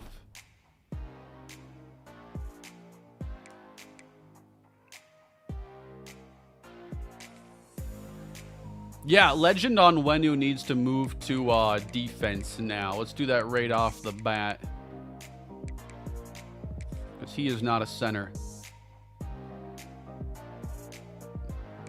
Interesting that he's a higher rated edge. How athletic is he? 72 speed, 82 acceleration. You're an interior player, sir.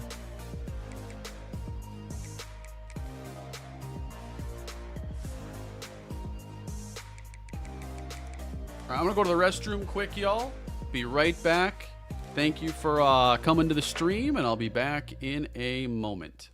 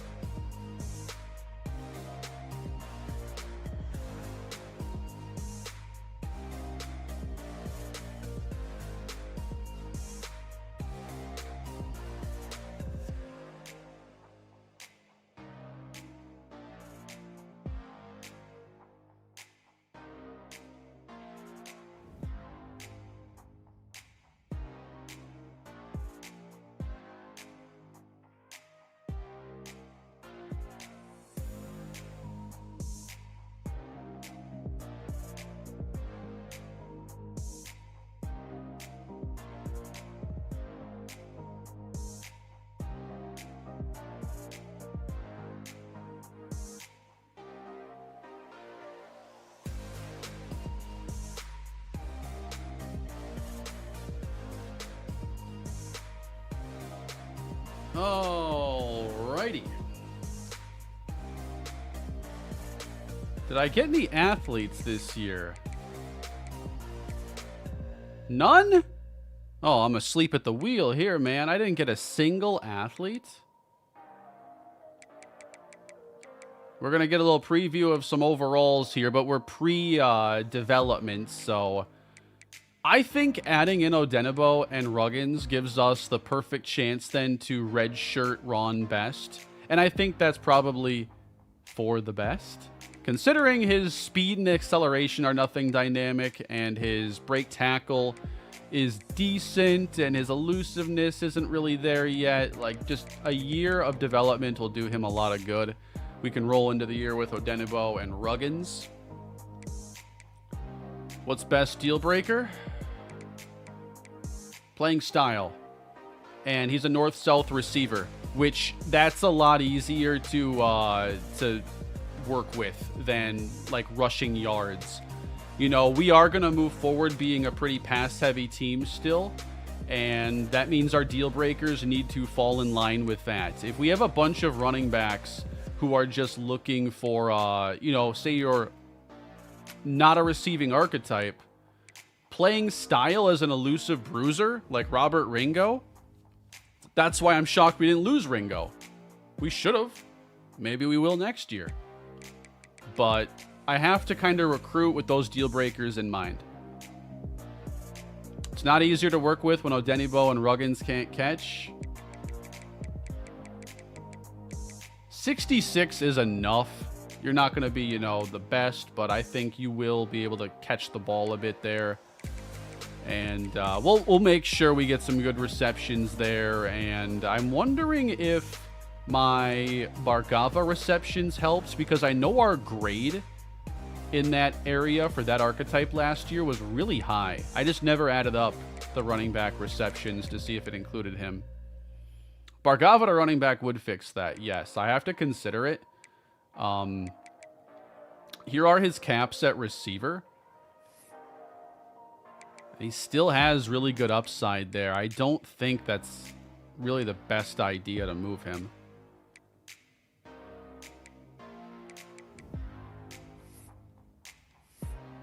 What a fun player he is.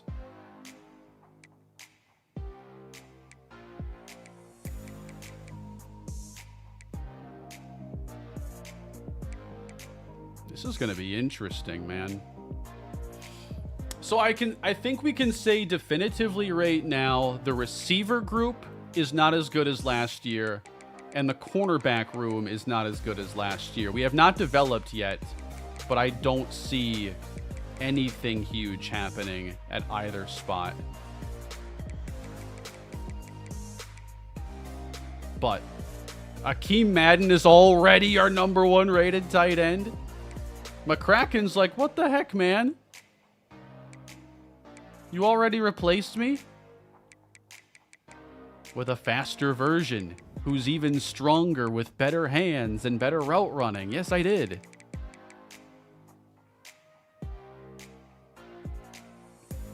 We might have lost talent at receiver, but Akeem Madden is going to be so scary with this offense. I think having the tight end with that skill set is what helps make getting those big passing yards a little bit easier, because you can get into some matchup problems, use them to stretch the field and open up space for someone else.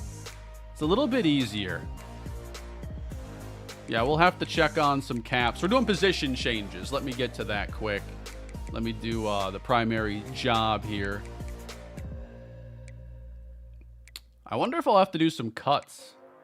I wonder if we actually have more on roster than I can have. I'm going to move someone to left guard. I'm going to move Elias Butt.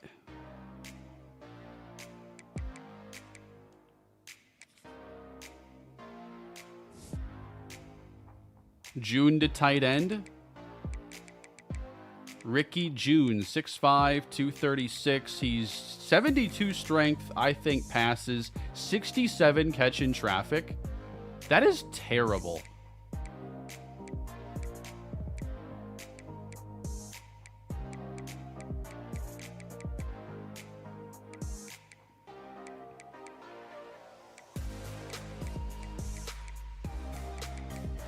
What's his spec catch? 82? I think he stays at receiver.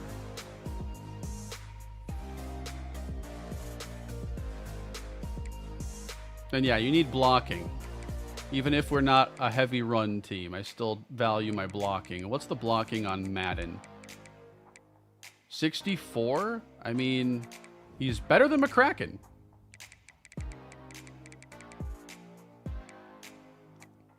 All right, so how are these other positions looking then? Full. Yeah, Tylon Lee's already an 81. I'm going to move him to left edge.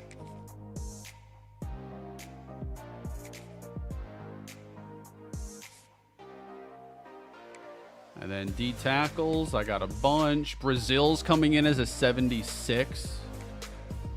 Jason Goodman. Rosado was another player I thought was going to leave. Like, I know I edited the transfer portal sliders, but I didn't do anything that would affect us, you know, and our chances of losing players. Like, I made it so we could only lose 15 and not 20, but only 5 players tried. At least click on June. I want to see his tight end overall. I'm going to guess it's like a 54. 66. He's got speed and, you know, some catching ability, but that's about it.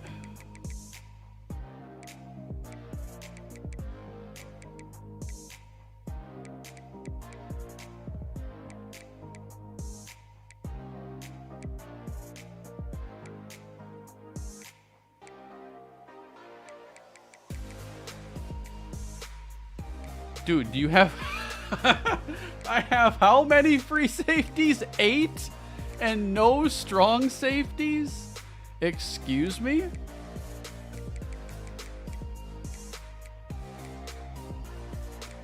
I think I'm moving both safeties there. Both 4-star freshmen.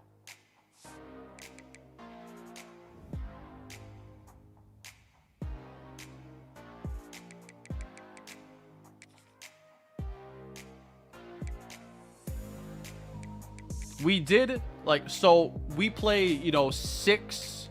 With our defense, we're playing like 6 DBs pretty regularly.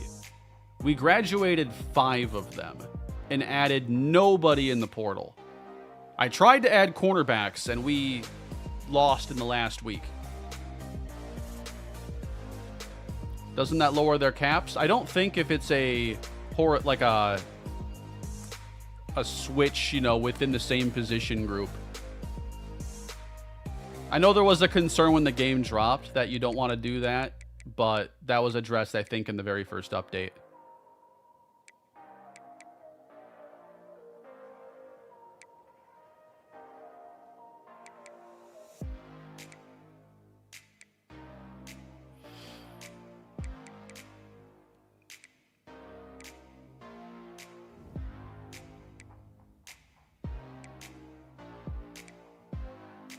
Someone else has got to move over there, I think. Dylan Owen.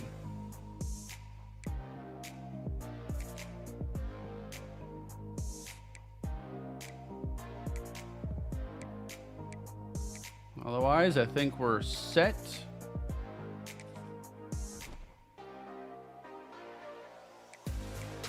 Can one of the safeties play corner?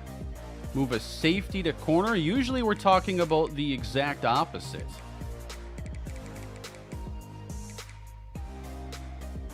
God, we're slow.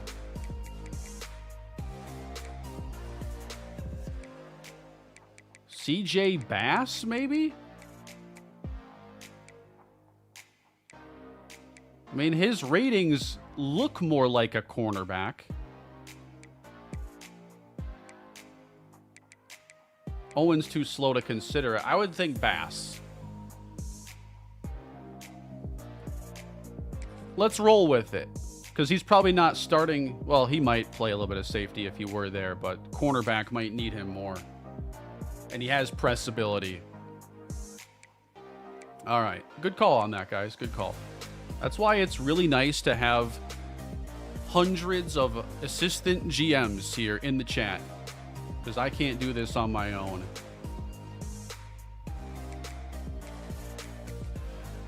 No athletes. I didn't sign a single athlete this year. I just, I started off my board with like 4 stars that liked us, and then I sprinkled in a few more from there, but I never ran into an athlete. I didn't seek them out either, but they just never happened.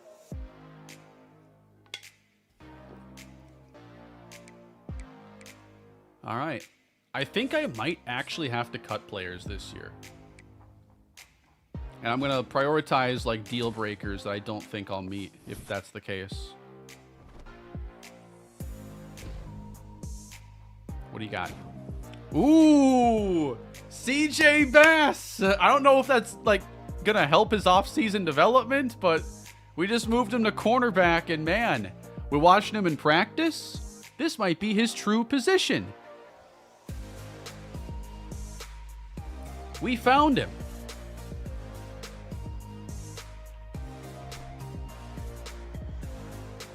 All right, training results are next. Let's see if anyone takes a colossal leap. I feel like we haven't seen like that 57 to an 80 in a while. Remember some of the leaps we saw back on the Buffalo series? Jimmy Sampson, come on. My coach XP speed, I'm pretty sure I'm on default. I think. Training results. Here are the top players on our team. Akeem Madden. He was the last player I put on the board. He got faster. Oh my God. Is that Brock Bowers? And he's a sophomore.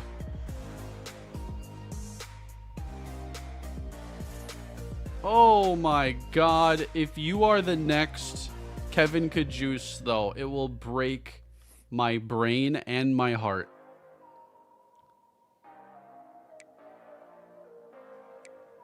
You are the first tight end I've seen in this game that I could justify putting as my gadget player. I am not going to do that. Holy cow. These caps are incredible. I just happened to stumble upon them. I'll have to see, afterwards, like, just the process that led me there, because I could have easily not done this. Is the camera in a better spot over here? Let's hope Akeem Madden is more of a Hayden Jean-Charles than a Kevin Kajust. The thing is I don't feel like I've had that many super successful tight ends across the channels. For sure on the second channel, I've done like my receiver to tight end things like Ollie Kitchens, and it's worked there a little bit. Who was the one with my Jags? Who was the one I moved there, man? I think it was my Jags series. Who am I thinking? Joe Wilder, that's my guy. He had like 17 career catches though or something. But Akeem Madden actually has game-changing kind of ability, and he comes to us from Notre Dame. Didn't play. They didn't play him, guys. They couldn't find a spot for him with elite development. His deal breaker is playing style.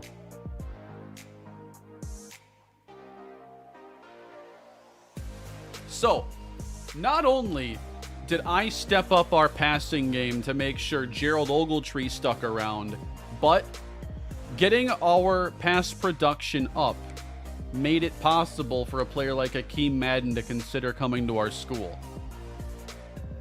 Otherwise, I think he would have locked us out.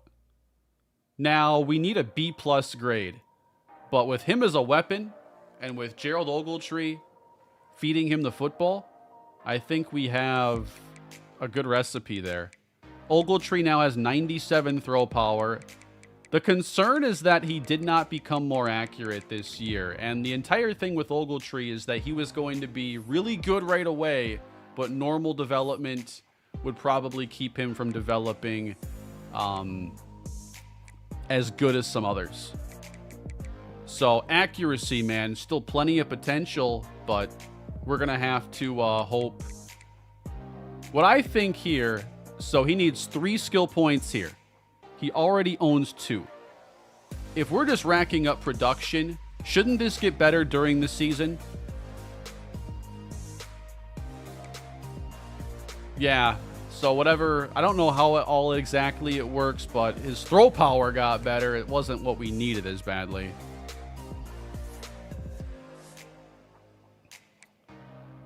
So yeah, our top-rated player is a brand new tight end, and then Devin Noteboom, who's become the highest-rated player I've recruited, along with DeMar Alba. And the running back tandem that joins us is a pair of 84s, and then Devon Jolly, as I expected, got the pretty good boost. Let's go by position now. So Ogletree's the guy. Rashawn Coleman, second year now as QB2. At running back, Baraka Odenibo, Keontae Ruggins. Durham's up to a 74. I think you're mainly going to see Odenibo and Ruggins. I don't think you'll even see as much as Steven Katula. I think these two will be the backfield. I mean, Ruggins is probably going to be the lead back, and then Odenibo is going to be the third down guy, and the guy we're throwing the ball to more. 70 catching now with the upgrades, so yeah. That worked out well. At receiver, Alba, Shembo, Barkava, +9. Let's go. Last year's gadget player just got a +9.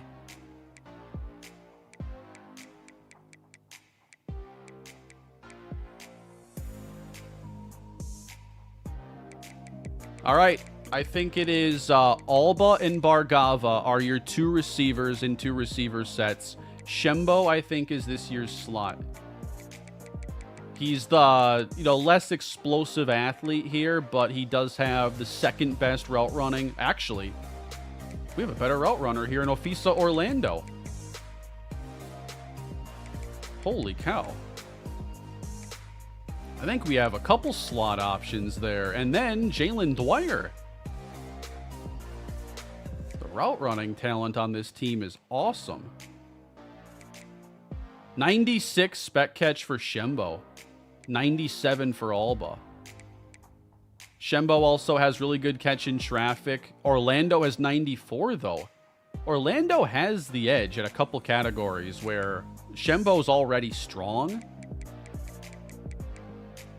Dwyer can't catch though. What's Dwyer's catching? 81, 77 catch in traffic. Yeah, and Ricky June doesn't have the best catching either.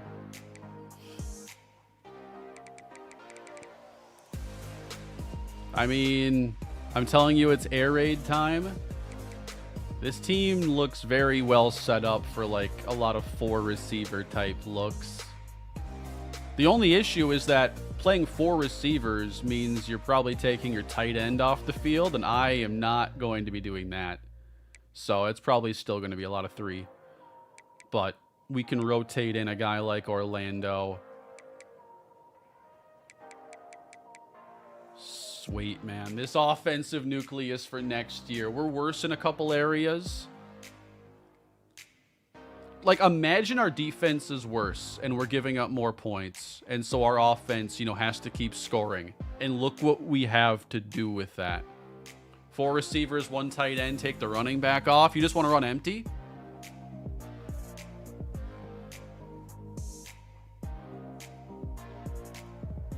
I might have to actually do more playbook editing just because we have so many playmakers. And the tight end's going to be a great option. We're deep at receiver. Offensive line now with Hacker, Elias Butt up to a 78. Jaden Edwards up to an 85. We got Nate Montague here. And Randy Haslam at right tackle. All looks well on the offensive line. Edge, Tylon Lee's up to an 83. Big shoes to fill in Charlie Collins. And he does not have like the elite skills, but he has very good abilities. Also seeing pretty good power move here. Look at the ratings on Kevin Blair. He just has like the lower intangibles, but he's like very freaky strong, very good pass rushing power.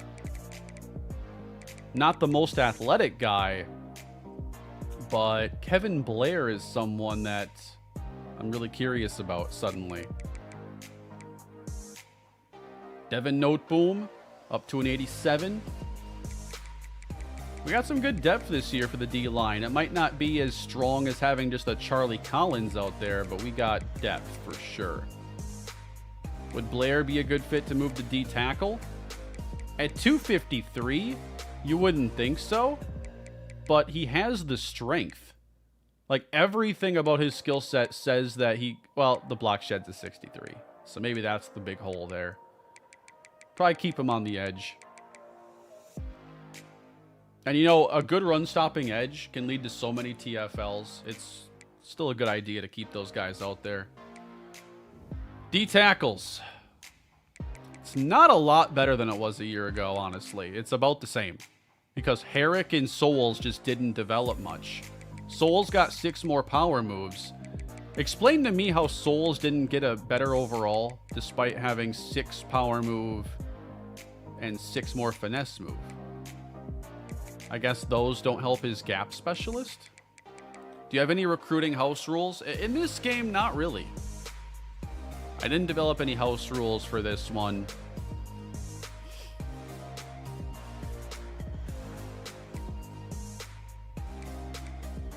And Legend on Wenu. Yes, this is going to be a much better fit with him as a D-tackle. He goes from a 57 center to a 73 defensive tackle with upside to go further. As a finesse guy. And he's a redshirt freshman. I think that his ceiling is back on the menu here. +7 for Dorsey at edge. Max Dorsey is up to, yeah, that's a +7. Big boost there. Huge. And he'll get his turn. Linebacker now. Not much movement here with Woodrow or with Savage. Dallas Brown gets a top 5, or a +5. Pretty happy with that. And then Cotton's up to an 82. So, you know, we're good, not great at linebacker. But we're returning guys, so I'm happy. Cornerback now. Devon Jolly is an 84. CJ Bass moves to corner and is now an 80. And then you have to have a slot where Nick Raines is probably going to have a chance.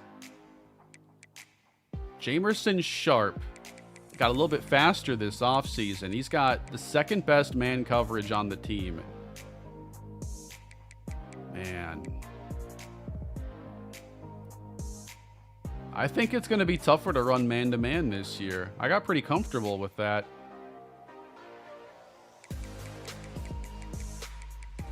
I mean, it's not looking like a liability. It's just like cornerback was a strength of our team, and now it's just fine.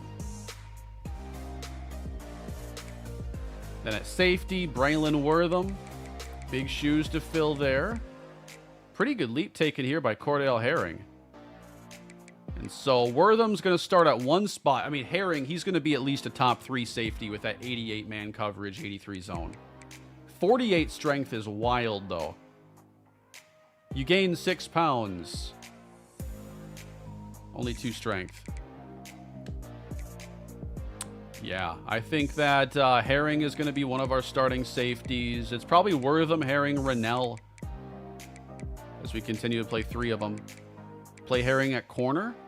87 speed, 82 acceleration. I'm not feeling it. Maybe a slot.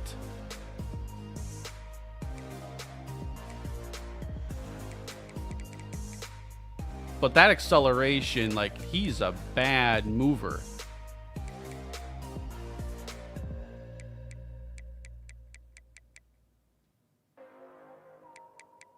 In the Derwin James role, I need someone a little more physical. A lot more physical.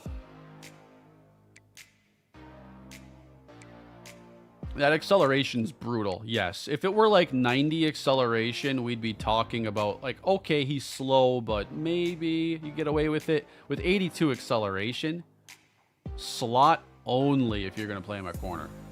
And that's actually something I would consider, considering his coverage ratings top so many others. But yeah, this is a fun-looking team going into the new year. I mean, there are some areas we got worse, and there are some areas where we're definitively better. We're not going to change the conferences this year. Let's see about our encouraging transfers. I have to cut one. And I know I have 1 million running backs.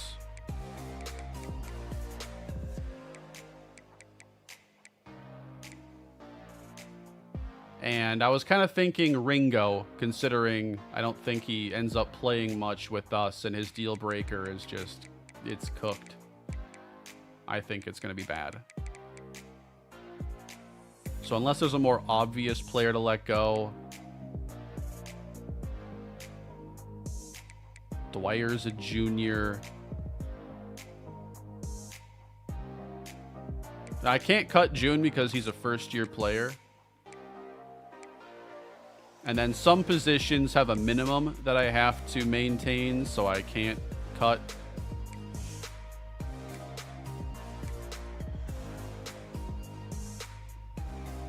Or there's like a, you know, Thaddeus Donaldson might not play for us, especially with how many guys developed well. His power and finesse and block shed trio. I would say Donaldson's probably the best candidate to transfer out. And then we're at 85.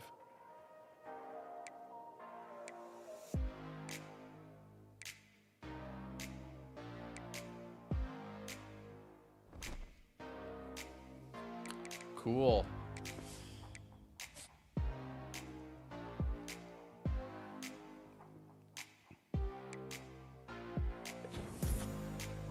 $17th, huh?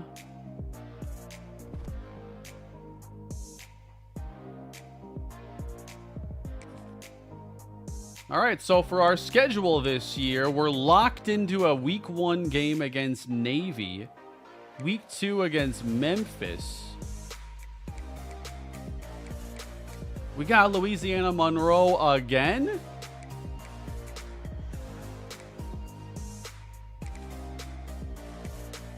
North Texas in that last game. I wonder if they'll have the same quarterback. So I know I need to get Duke on this schedule. Arkansas again. I didn't think ULM would be every year.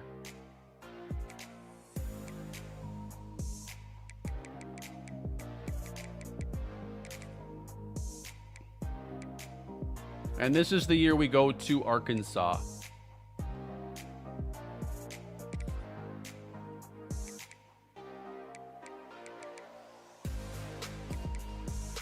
I gotta see when they're available. I knew they could play this week. But Duke can't play this week.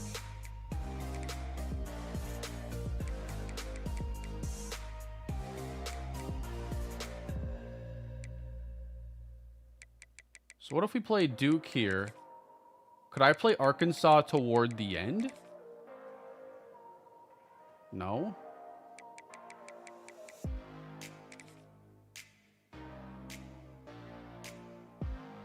We got a schedule conflict here, guys. I didn't want to go week 0, but I may have to go week 0. All right.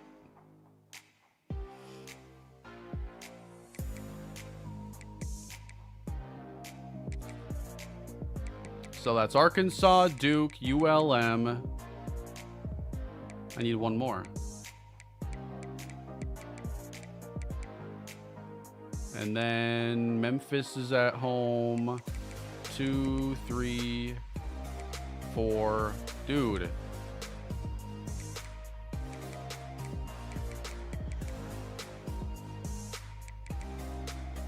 Ugh. This would be 7 road games.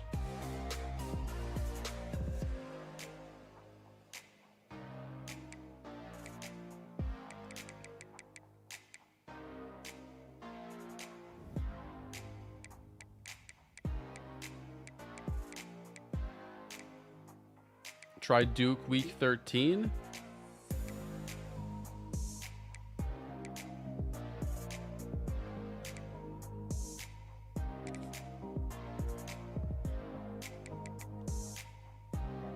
It's not letting me open these, so I'll just... Was Arkansas available this week, and then could Duke go at the very end? No, there's not many teams available there that week. But yeah, we are going to play Duke. After a really good game last year. We could start, you know, on the road at Arkansas. And then go at Duke. 3 of the first 4 on the road.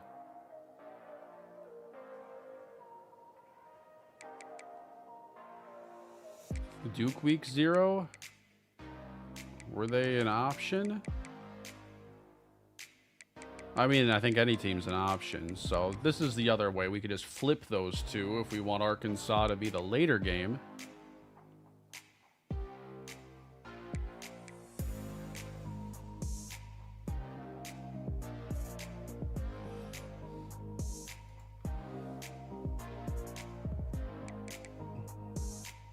I think it's our year to go to Arkansas. Like, we've been playing them every year, alternating the stadium. I could just make it home because, you know, we keep beating them.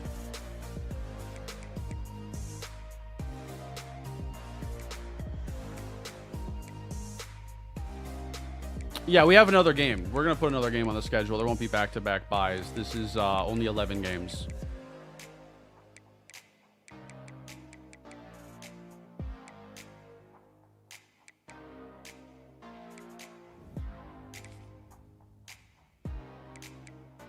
Alabama.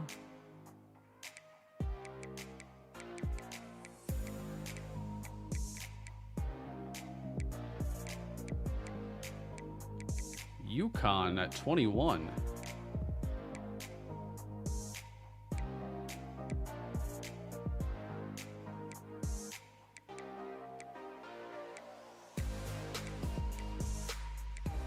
Be nice if we could find a team, you know, in this Missouri range. But how about a non-SEC team here with like an 80-something overall?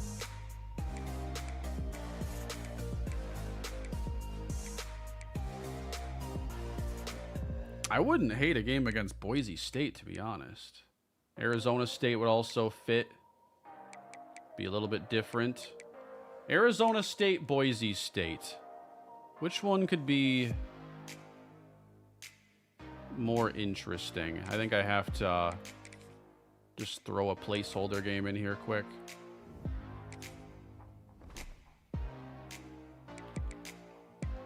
Which looks like the more interesting game? Arizona State. Tremaine Busby, Leo Hannon, LaMarcus Busby. I got 2 really good tight ends.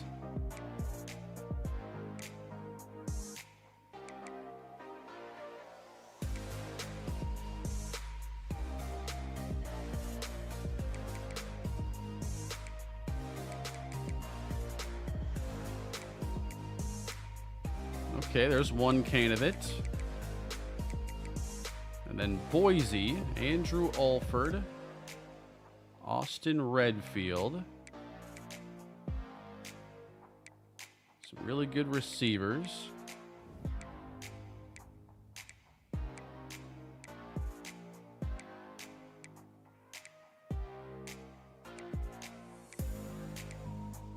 That linebacker was a 94.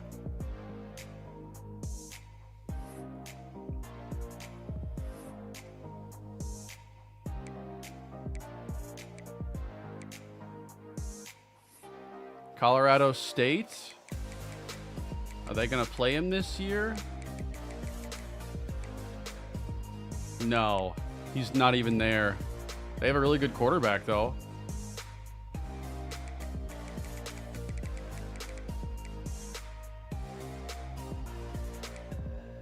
One of the best.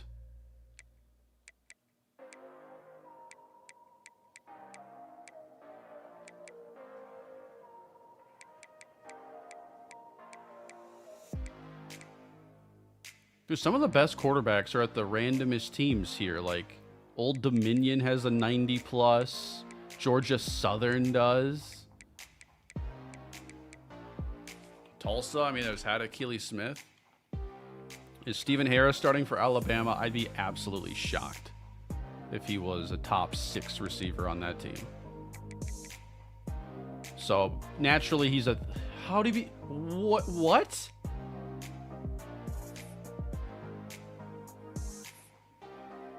No way! +5 speed? It's not that I didn't persuade him or didn't try.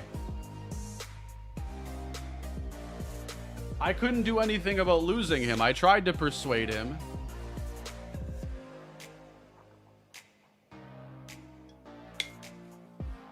Ain't no way. He had an 86 speed, I'm pretty sure. He was slow.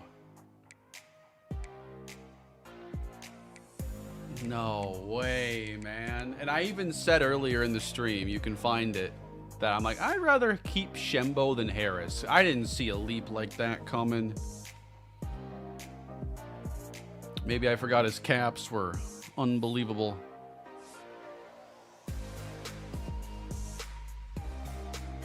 Nice job, Bama.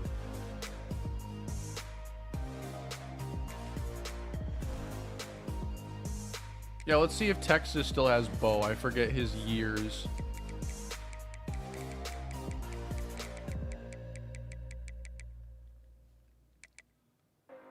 He has graduated. They're going to miss him.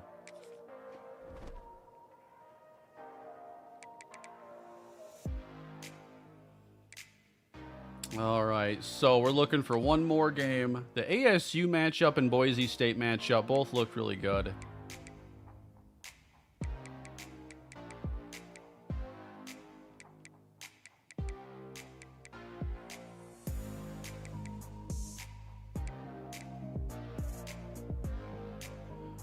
I would say maybe save Boise for going on the road.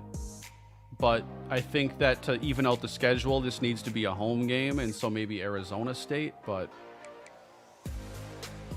just because our schedule is in this weird spot.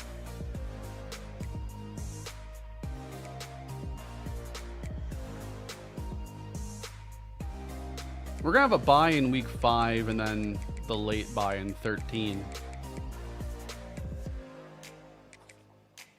Or it could be a bye in 4.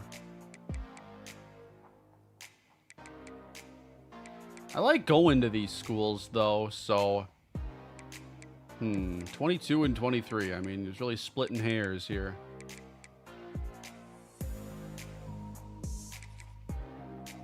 Unless I just, take the 5 home games. Memphis, Arkansas, USF, UAB, UTSA. At least I got a couple weeks here that are good for visits. Yeah, I know, we have definitely played Boise. They've just been good in the playoff team. And so, like, they're a playoff team that, comes from a smaller, conference and stuff.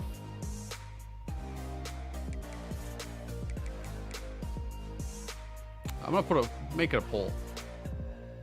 You guys can decide.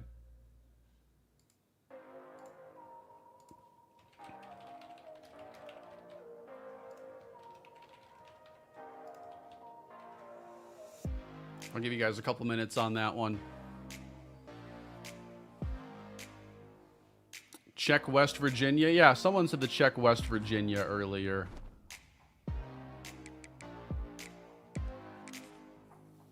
And we did check Arizona State, I think. Their roster is, very, very solid. Is West Virginia built back up yet?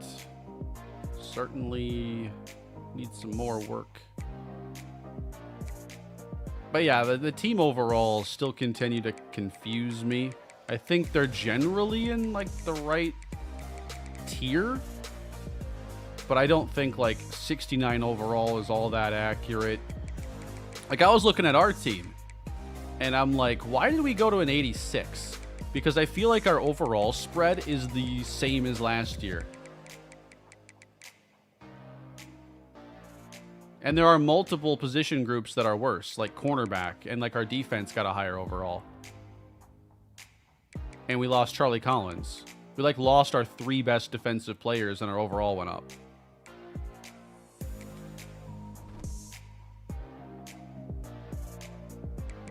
Yeah, the backups must count, and they do recruit lower talent there.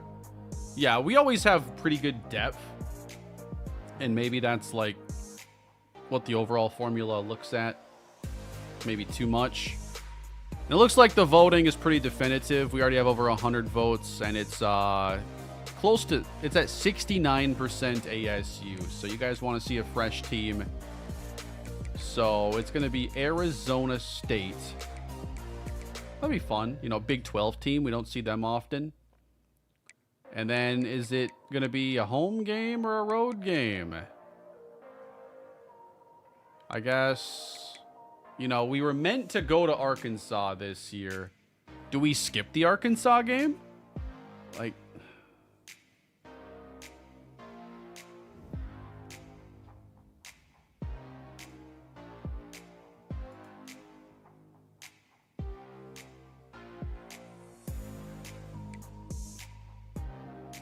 maybe we skip it for a year?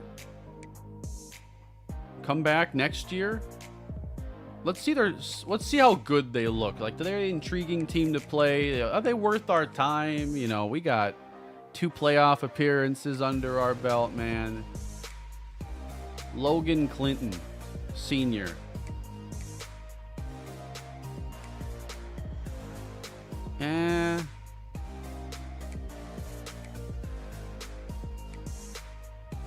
We've beat him twice. I'm not against taking a year off of the rivalry. They kind of look mediocre on offense, especially.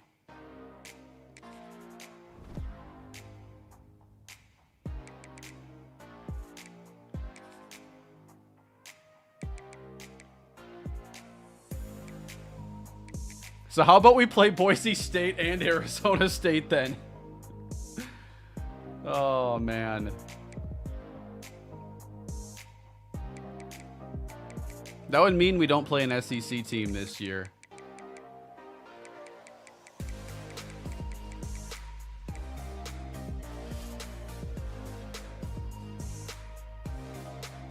Play Bama.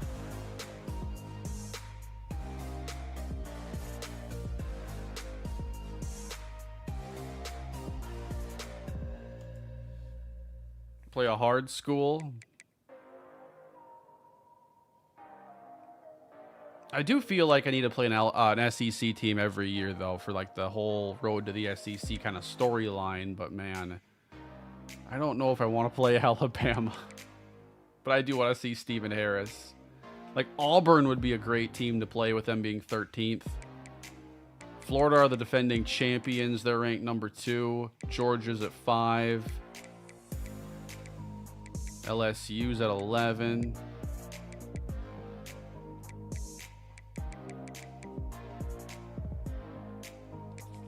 Let's see what Auburn's schedule looks like, because, I mean, they're pretty close to our overall. It might be a really good type of matchup. And we got time where Harris is going to be there. Sawyer Anderson. Carl Handy. I mean, we tried to recruit him and failed. That's not really a big storyline. We just tried and didn't get him. But if you're looking for a good measuring stick style game, I think a team on Auburn's level is that kind of matchup.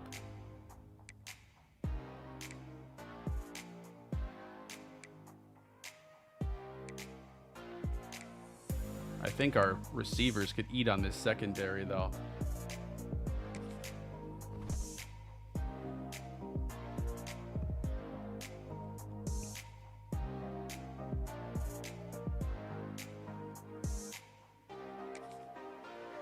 Harris is a redshirt sophomore. He could declare early. Perhaps it's a possibility. Nasty stuff there.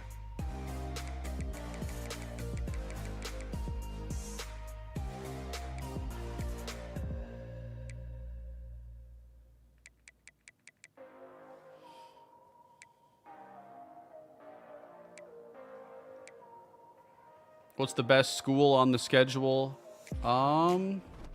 It's probably going to be whoever we play from the SEC, honestly. Just because Duke is lower than us. Arizona State is, you know, pretty even.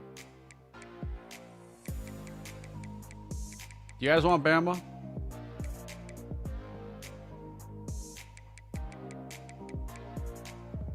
Do you want Bama?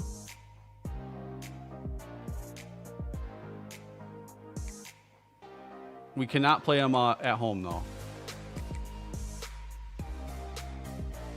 I think we have to have at least one game that's above our level,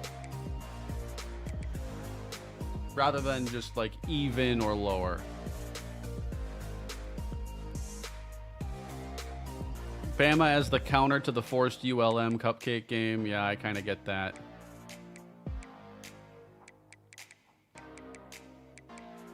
But I need to make something a home game, and it's going to have to be ASU. That's fine. We have to go to Bama, though. We're going to Duke this year. Play Arizona State. 1, 2, 3, 4, 5 home games. A little bit smaller schedule for us. That's okay. This is a fundraising year, guys. You know how much money our program is going to make going to Tuscaloosa this year?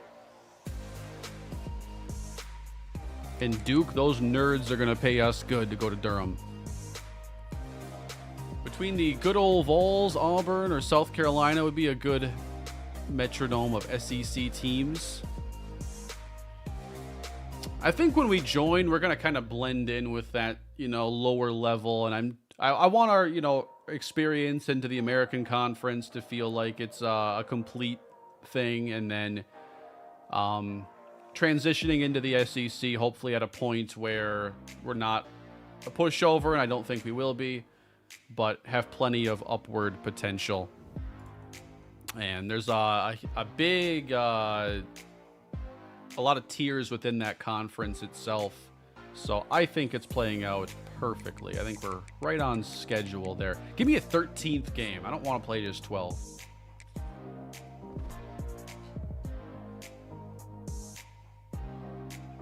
All right, you guys want to see some caps? Cap. All right then. Chauncey, Missouri, backup quarterback perhaps of the future. Chauncey, Missouri has awful accuracy, caps, friends. I'm going to recruit a quarterback every year, though. Darn.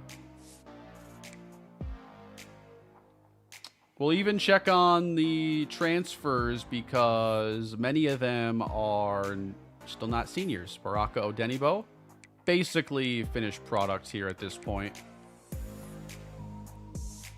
But Ruggins, a lot of you guys were excited about Ruggins.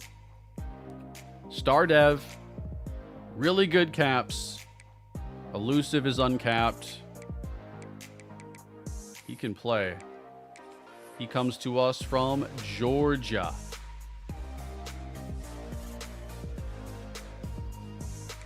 Ron Best.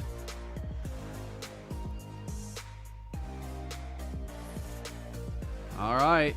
Elite development and elite caps. That's what I'm talking about. You sit tight for a year, get a little faster, and we'll party next season.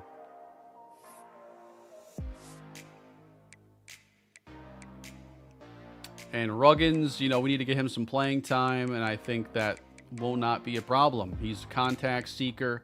I would say right now, I would anticipate Keontae Ruggins leading us in carries.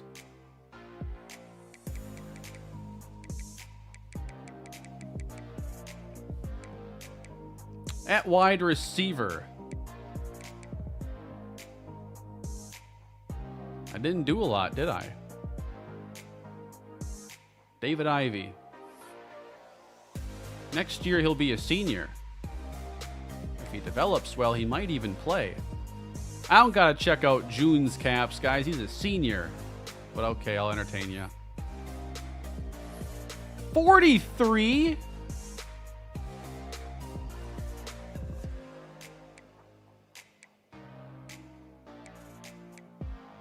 gross.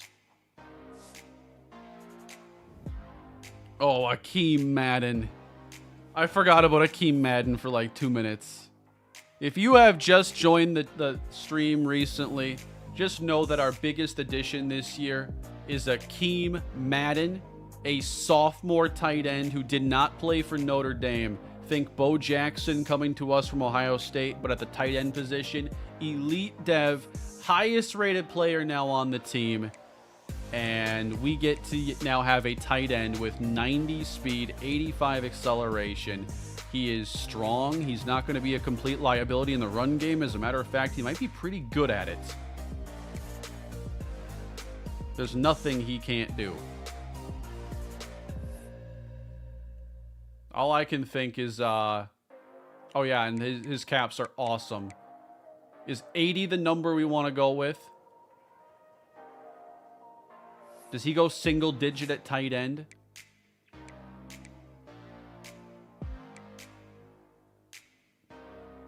Our tight end I recruited with spare points because we became a 3-star team, basically. 87. Give him 7. He's a pro tight end. Give him a real tight end number. 80 for Hayden Jean-Charles. Ooh, I kind of like that. Give him the Pitts 7. No, I don't want to copy Kyle Pitts with the way his NFL career is gone. Not a bust, but just like, we're not going to emulate that. And there's Jake Cook. Look who showed up, guys. So when I think 80, I think Chris Carter.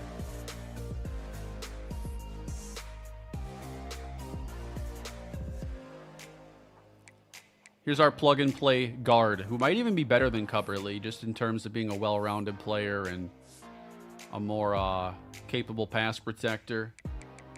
Doug Lucky.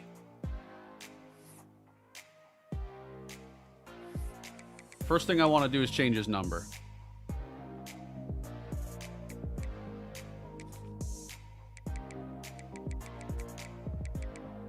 It's not available. I need 77. Who wears 77?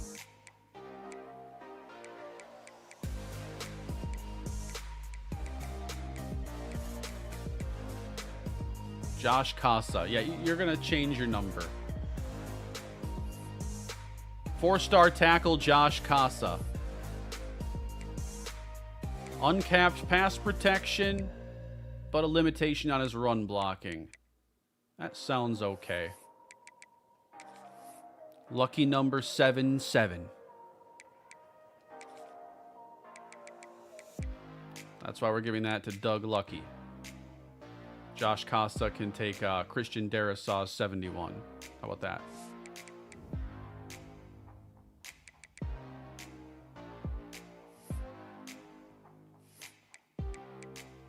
Yeah, he is a solid looking tackle. Highest rated that we've ever recruited.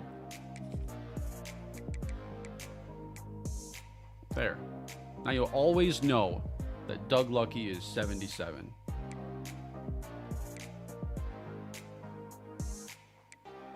I brought in Marvin Standiford as well. Really good run blocker, but not going to develop a whole lot more.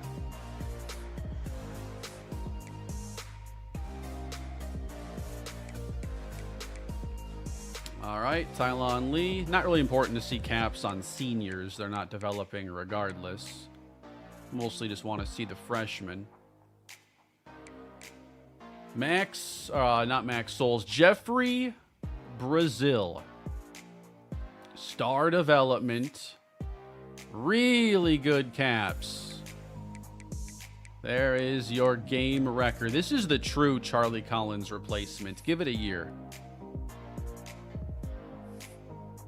Show Lucky's caps. Oh. Sorry. I'm on my own little side quest. There. Lucky. Who has decent pass blocking upside, but his caps overall, I wouldn't say are very lucky.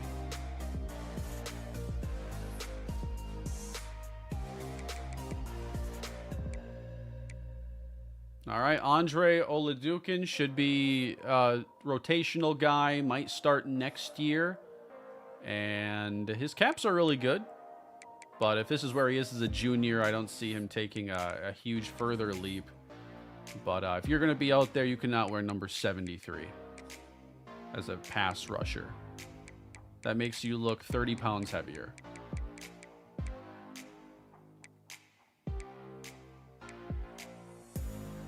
You can have 4.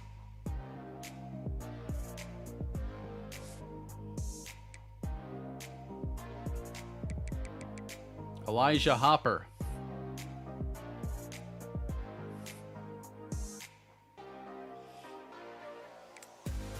Might be a rotational type guy. Doesn't have huge upside as a pass rusher.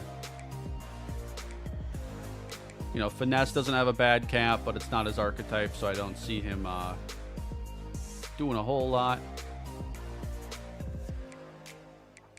All right, now our 4 stars on defense, guys. I had a lot more on defense than offense. Tyree Figueroa. Star dev and pretty good caps across the board.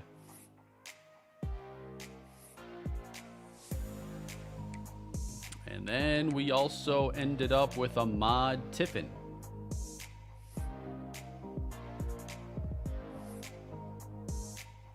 Pretty good caps here again.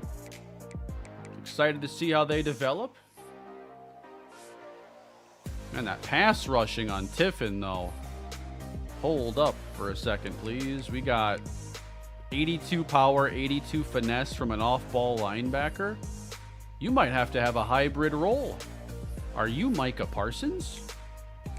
Not nearly as athletic.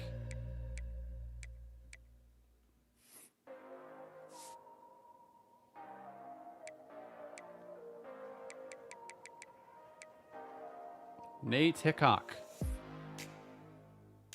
Impact Dev corner. That's a bad man coverage cap there. I'm still trying to find good cornerbacks. It's a spot where I brought in players, just not the impact player ones. And then I got a couple 4-star safeties for you here, starting with Ezekiel DeBeer. Normal dev, but good caps. Like really good caps.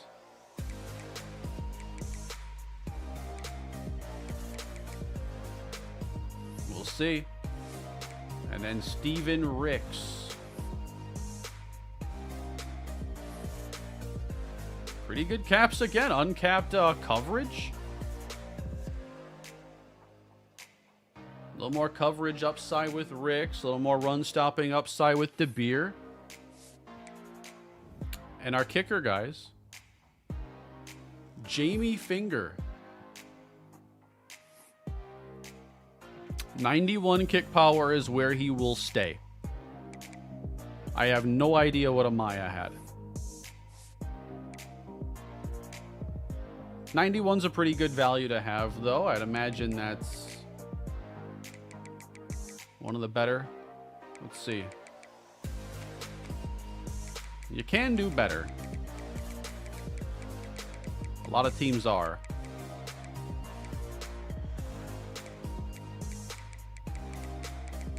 But I think 91 is plenty, unless you're trying to do what they're doing in the NFL this year with all the 60-yard field goals and just the rate at which these long kicks are being made, man. What do you guys think? Like, I feel like we still have room for the record to be broken. You see some of these kicks and it's like 62 yards and it's like he clearly like drills it with room to spare. Jason Elam's record held for a long time. I think that was a 64. And then now the record's 68. Where do you think it will end up where like we have reached the limit of the human body, the cleat, and ball? We cannot get any better.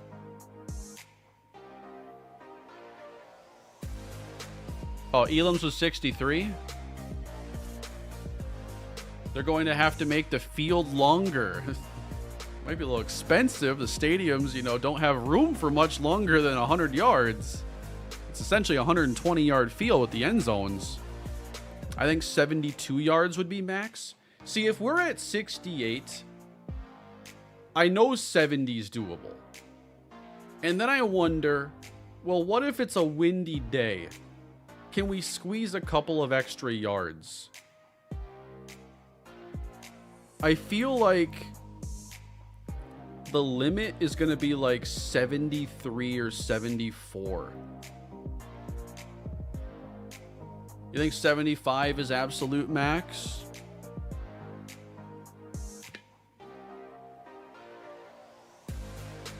A hot, windy day in Denver in week 1. Yeah, we need higher temperatures too. For like the best kicking conditions, I think would be as hot as possible. And you're only going to get that in September. And there are a lot of temperature controlled stadiums. Miami, you get a lot more 90 plus degree days there. Jacksonville, Tampa.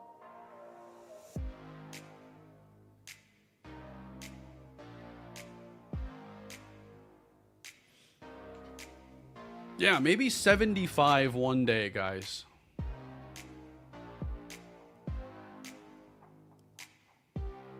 And, you might have to get lucky. You might have to have a really low trajectory and they just, they put a hand up and they miss it. It might have to be a blockable kick that just doesn't get blocked with the wind on a warm day.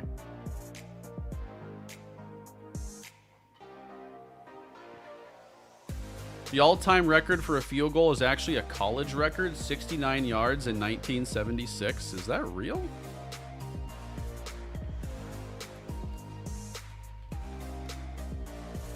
Yeah. It's not even like one of those baseball stories like, yeah, he hit 12 home runs in 1894. And it's like, bro, if you can't even show a video of that, I don't know. Like, what if half of the baseball records are just made up?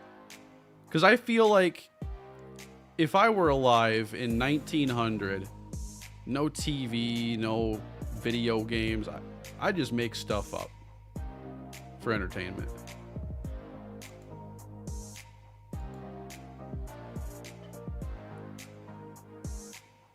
Yeah, apparently 69 has been done in the 70s.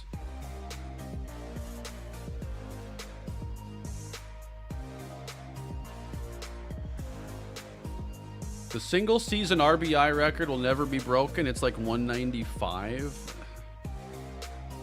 Yeah. And we're in an era where there's like so much home run hitting too.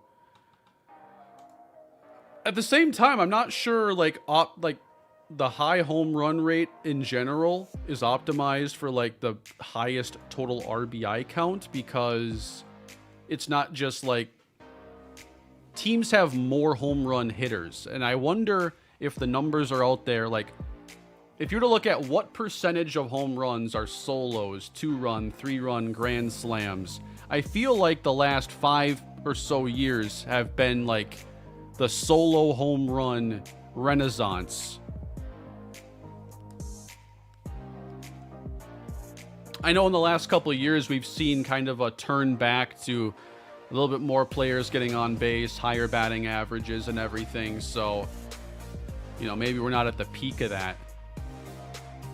But yeah, to break the RBI record, you'd have to have really good on-base luck and be like a 60 home run guy. Solos have gone up just from Ohtani being leadoff. Yeah, him and Acuna have ruined that. And Schwarber. Does Schwarber hit leadoff still much?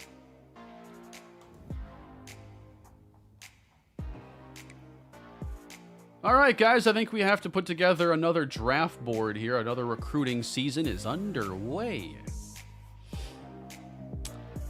Yeah, the top hitters hitting 1 and 2 so much also, impacts like their average men on base when they're at bat.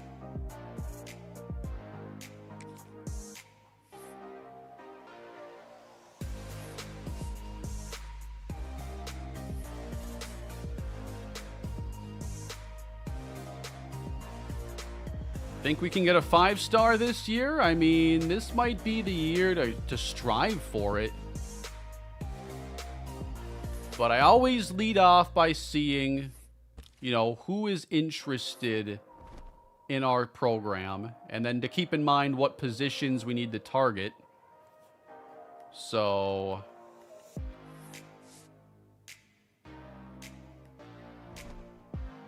we have 22 seniors.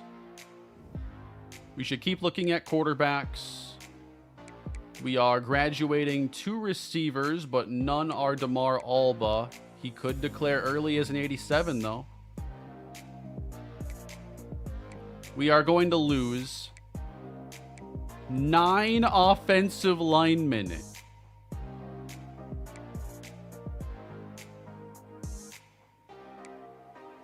Soliday will come back, but Lucky.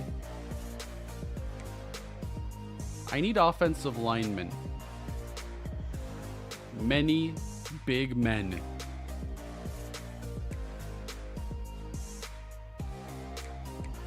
And then I need a lot of defensive linemen. This is a meat and potatoes recruiting season. We're losing 14 trench players. We need center. We need everything there.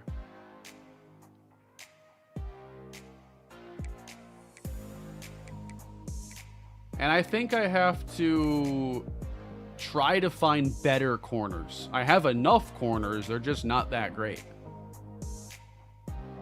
O-line, D-line, cornerback, receiver. I think that's a good list. I think you nailed it there. And we might strive to get some 5s this year. Let's see what's available. 5-star prospects. We've never seen one with initial interest in Arkansas State. Rico Burns, a first of his kind. Now, we're in 8th place. Doesn't mean we're likely to win, but it gives us a chance. I mean, the door is cracked open. The first one to show initial interest. Only 32 5-stars. That's it. That is not much. How many do they do in real life?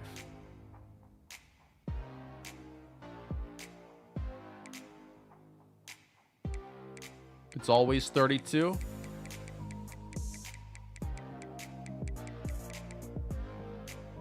Is real life grading like the same way? Because 32 is a very specific number. 32 for first round picks. And then 4 stars, we get 400.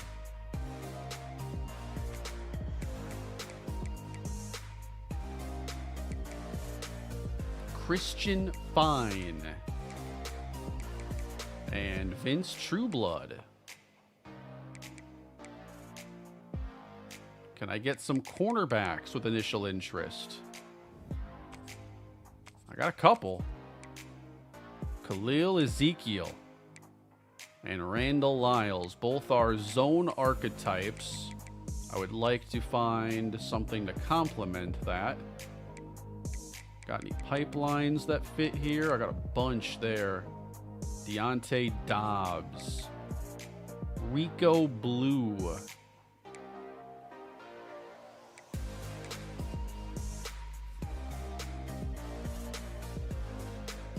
Let's go to the offensive line. Center. I know we have nobody for the future there.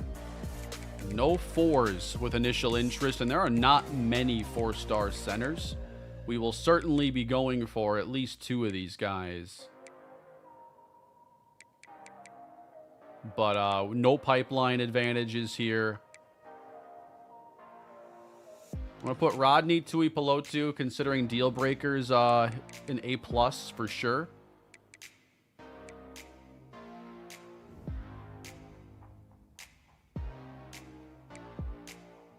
And then Oliver Sanders, he's an athlete.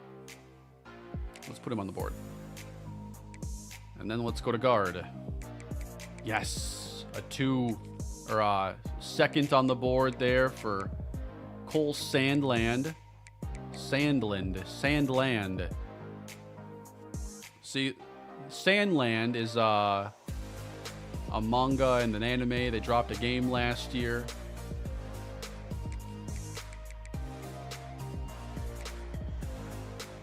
Gotta prioritize that initial interest. Man, 4-star tackles. Leon Hennessy. Probably be pretty good friends with Ezekiel DeBeer.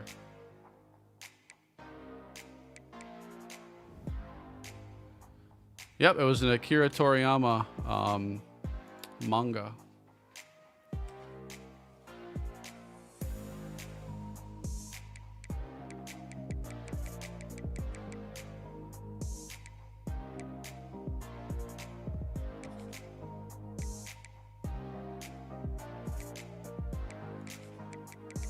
All right, any more initial interest here at tackle? Thank you. How about quarterbacks? Nope. Running backs. Rico Webb and Donovan Weathersby.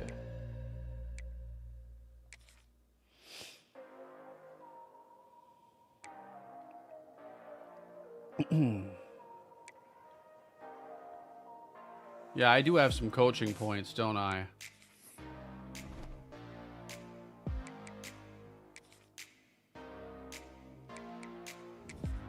And there's still stuff I can do here in recruiting.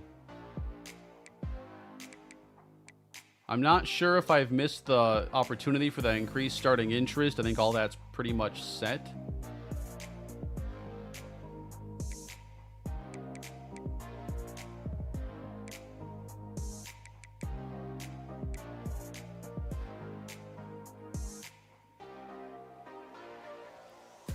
Yeah, actually, like getting the boost into motivator, considering he has the lower development.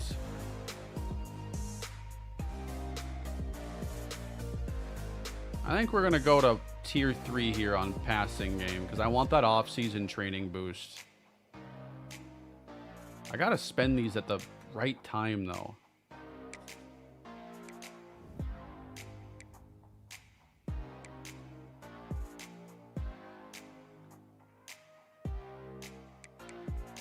I could purchase Tactician.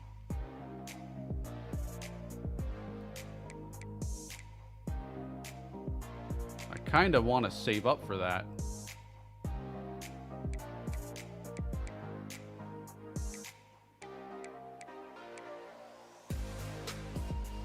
Talent developer takes 2 first-rounders. We don't have a single one yet. Yeah, that's probably not happening anytime soon either. I do think, though, we have a couple candidates. Considering he's an 87 sophomore, I think that Akeem Madden is one that would have a real shot there. Strategist lowers deal breaker. Yeah, that's the one that takes 5 draft picks.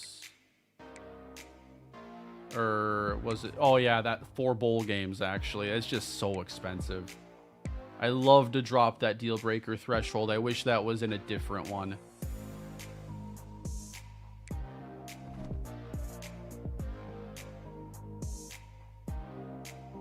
Take a year as Alabama OC, get some guys drafted, and come back. Now, you are thinking 7 steps ahead. That's a great idea. Yeah, one of our assistants has that tree. That's why it's so nice we were able to get him. Look how badly the linebackers want to come here, too. Signal caller archetype. That's a nice change of pace. But so many Mike linebackers. Just so many are the same archetype. I want like a little bit of change of pace there.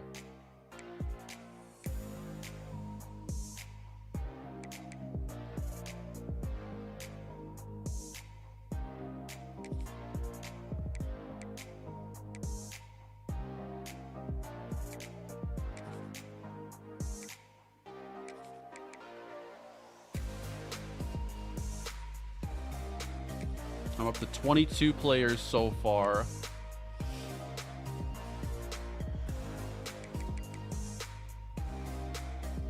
Let's see, edge.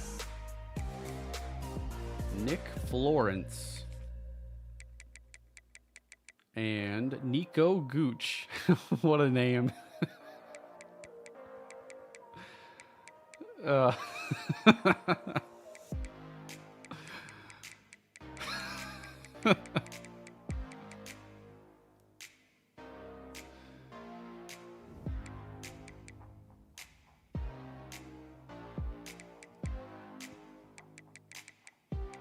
got a few cornerbacks already. Yeah, I want some athletes this year, man. And I want coverage safety, if you don't mind. Marco Andrews.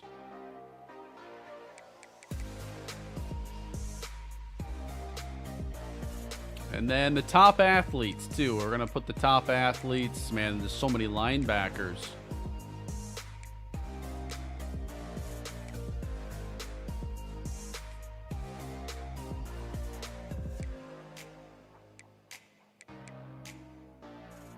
And probably a good year. You know, I kind of took last year off of wide receiver. I have to make sure I come back and add someone notable this year. Thankfully, there are a lot of 4 stars. But how come none want to come here?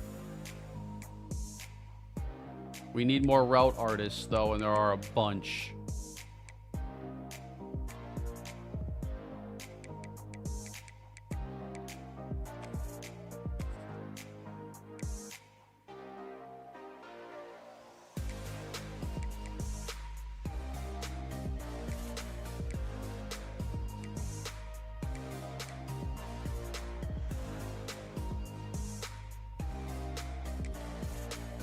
$30 players is a pretty good start, right? And yeah, we can clean up so much. Players who don't get week 1 offers or week 0 offers, whatever. But we're gonna get to some scouting now. I'm sure that the number 1 tackle is gonna be pretty good. I'm just gonna offer a scholarship. Certain positions I want to make sure I scout, but if you're the number 1 tackle in a class, I'm going to feel pretty good about your chances of making it. Donovan Weathersby. Looks pretty good. Scout some wide receivers. Really good spec catch there. Elusive route runner, Vince Trueblood. Route artist. 88 medium there is pretty high. Here's an athlete, contested specialist. Bryce Uche.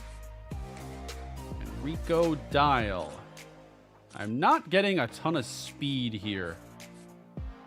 Maybe it's the route archetypes I've been looking at, but I would like to find, you know, some more wheels, ideally.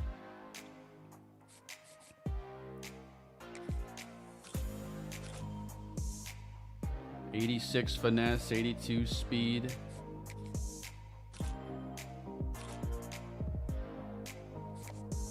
Got to make sure I'm also offering some scholarships.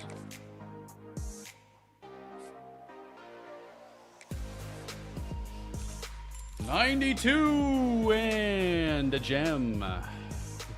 83 power, 91 hit power. Alfred Heaney, one of the top players thus far. I kind of forgot to look out for gem, and then the one showed up. And then I got 2. 2 gems. Different archetype there for Jernigan.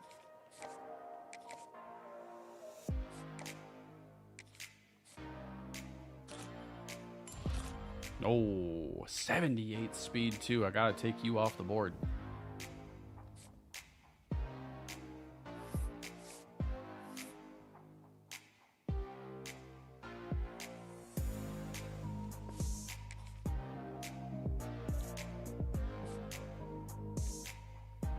Why can I not do anything?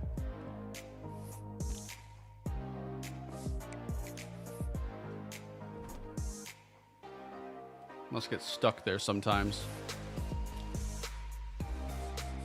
Happens a lot on Madden. If I spend too much time in like the player menus, after a while my game just like freezes. I get soft locked basically and have to close out.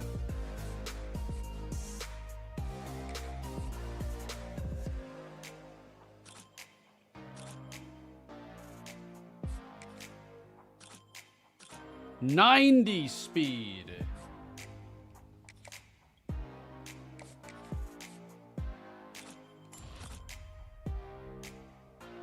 But he still looks good.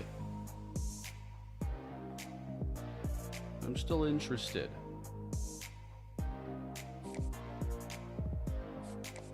All right, find me some good cornerbacks now.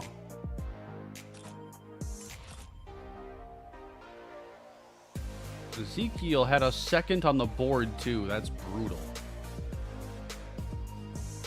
You might just want to turn him into a safety then.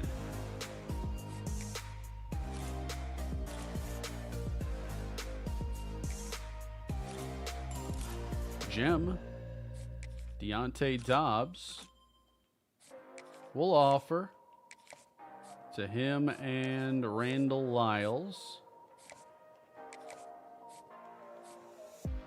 Marco Andrews. Yeah, that's really good.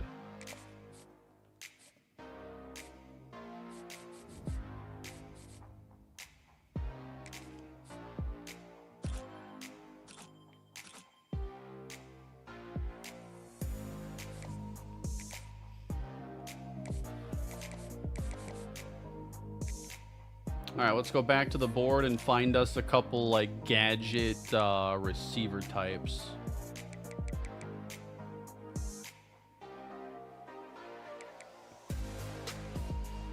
Vaughn Fox, we'll put him on the board. Dante LaRue. And now get me the best gadget.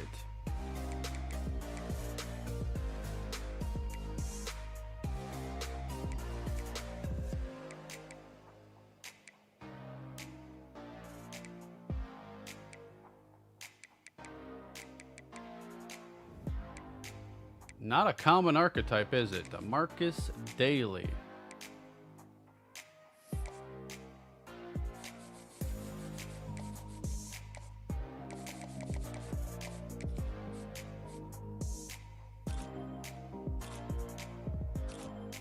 '87 spec catch. Not bad. '89. Oh. Yeah.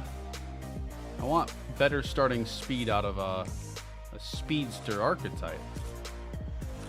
I'm having a hard time getting above a 90 right now.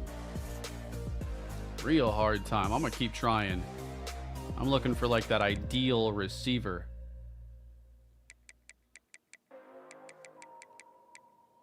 So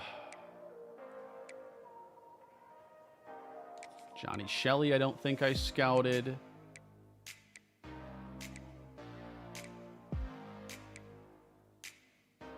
I'm on the recommended here.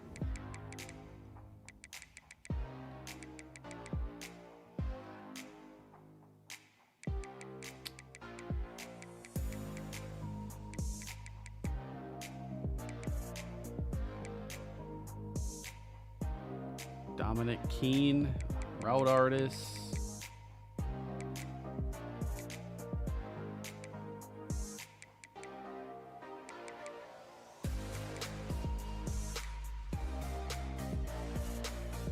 I'll come back to receiver a different time. I do need to do something other than scout the receivers, but I'll scout Johnny Shelley.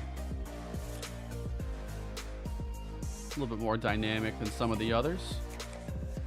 Didn't save a lot for scouting like offensive linemen, but I'm going to offer some scholarships.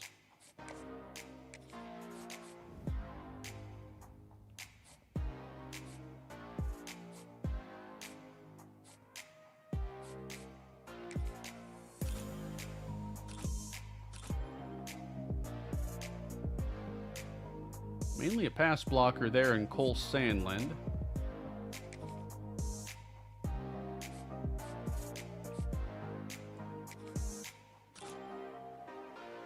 I need to offer more scholarships.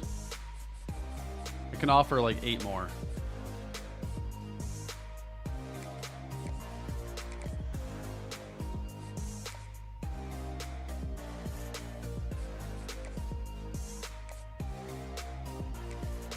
Just gonna offer to like the highest rated players, and I will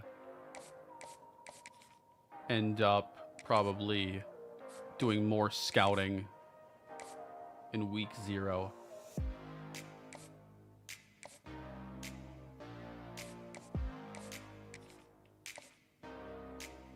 But we got to make sure we got kind of a start here with these offensive linemen.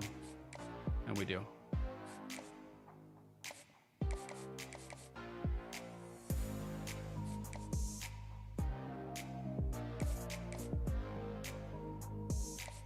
We're in first here for Traore. So we'll offer him.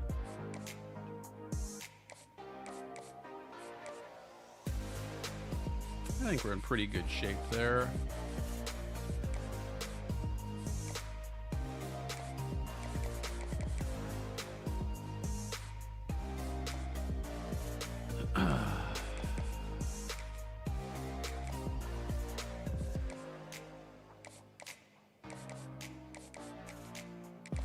All right.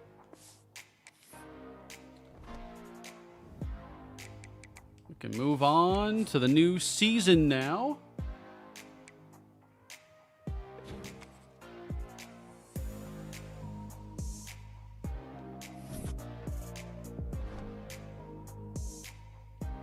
We play Duke in week 0.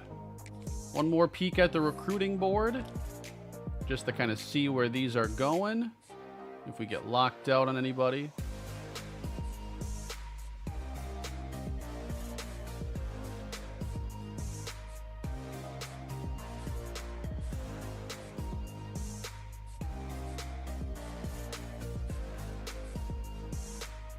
Yeah, we had a pretty decent first year of recruiting these 4 stars, expecting to do pretty well again with the additional hours we now have. But we got some competitive battles ahead of us.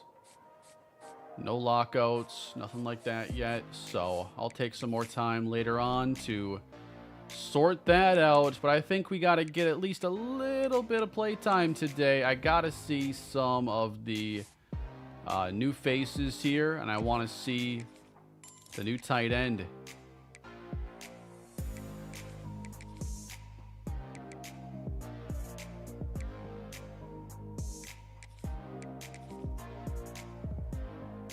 Akeem Madden.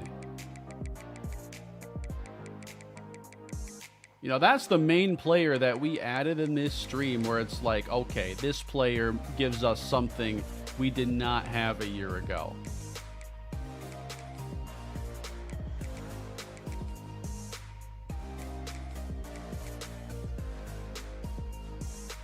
You know, we lost a lot. What did we gain that, you know, is better than last year? It's mainly him. And then, you know, if you think that we're a better team with Ogletree at quarterback, which in some ways we will be, he didn't develop much. But let's go see what this looks like.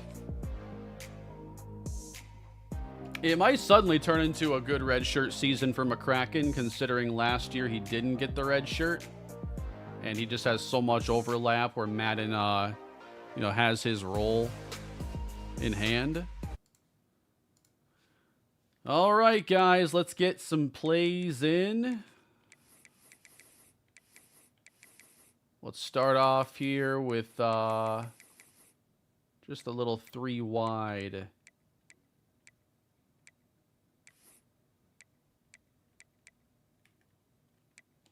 And we're going to back up the ball, too, because we got an arm here with Ogletree we got to show off.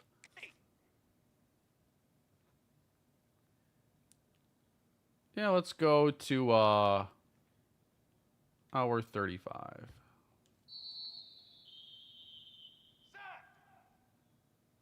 All right, so changes at running back. We bring in 2 players during the offseason. We got one that's more of a power back, one that's a little bit more of a receiving back. So we got that nice balance. Nice job there. Launched it. Oh, nearly hooked up there with Shembo. So Shembo and Bargava will play a lot more at wide receiver this season.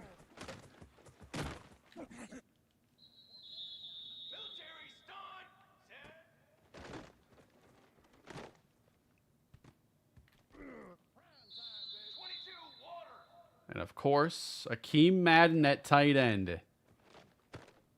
There he is. I don't think that many are going to enjoy trying to keep up with him. I got to make sure he becomes a major focal point of our passing game. And he was a last-second addition to this entire thing. Last player I added, I just had points. I had nothing left to do, so I'm like, let's look for a playmaker. You know, tight end was on my mind just because Westerman's not... You know, we don't have a true well-rounded tight end. You know, I wasn't specifically looking for a game changer at the position, because I think he had a possession archetype, if I'm not mistaken.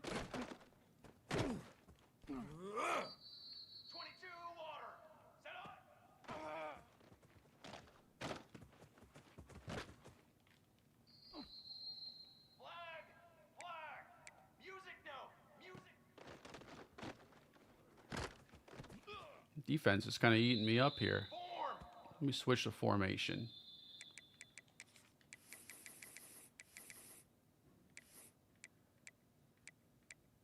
Now let's get some field stretching here. I want to see the arm of Ogletree because it's going to open up what we can do down the field this year.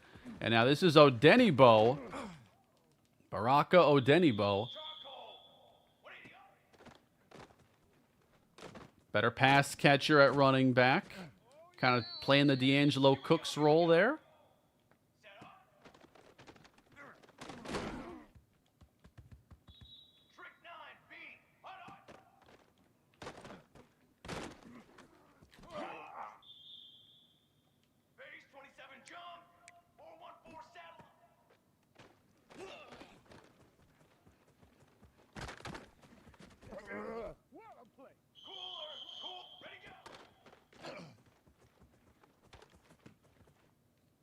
Keontae Bargava is going to play a lot more now as starting receiver. So, you know, if I still think that Bargava gives us a dynamic skill set in the backfield that no one else has, which makes it more possible to get Ofisa Orlando and Pierre Shembo both on the field. Both are just really good route runners. Like, that's going to be one of our best looks we can give a defense, I think, is Bargava in the backfield, Madden at tight end, and then Orlando, Shembo, Alba at receiver. Gonna have to work on that deep ball a little bit with this team, because we got a 97 throw power quarterback now. Really good coverage there. Let's see if we can get over the top this time.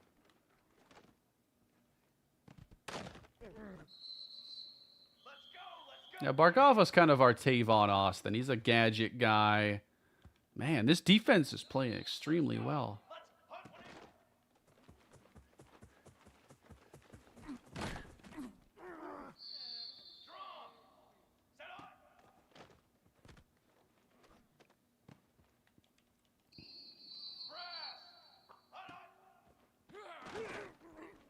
That's good coverage. Ooh. Yeah, maybe the DC is giving us some upgrades there. Good call. We signed the new defensive coordinator who was like a level 30-something.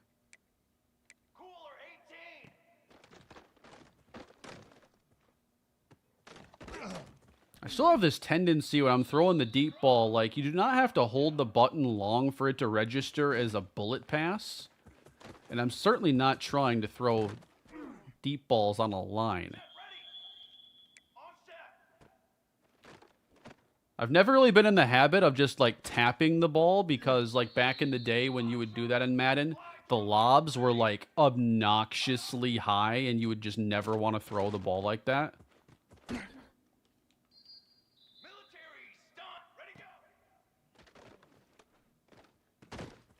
There we go. So it's kind of like undoing a lot of muscle memory to like lob the ball like that or to find that like second level for a touch pass.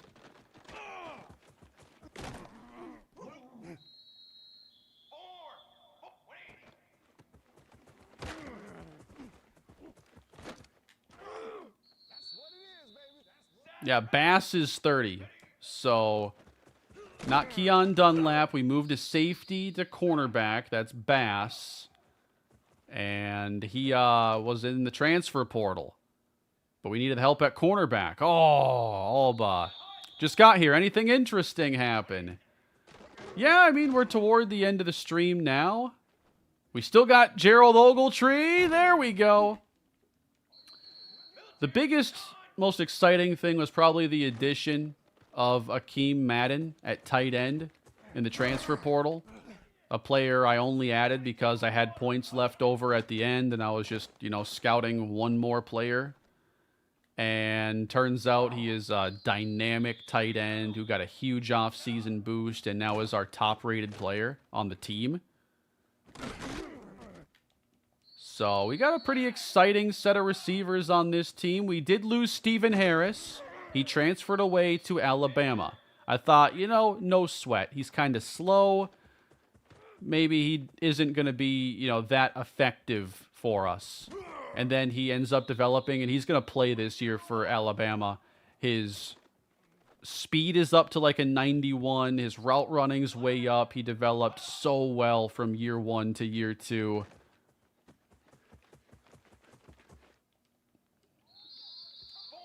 Bargava is a true sophomore, yeah. Who will play more receiver than running back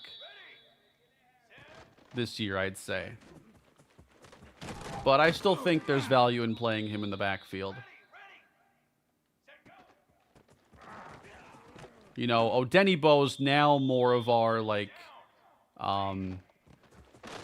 not really a speed back, but he's our faster running back, going to be used more as a receiver, maybe more outside runs. And Bargava certainly has a leg up on him when it comes to just dynamic ability.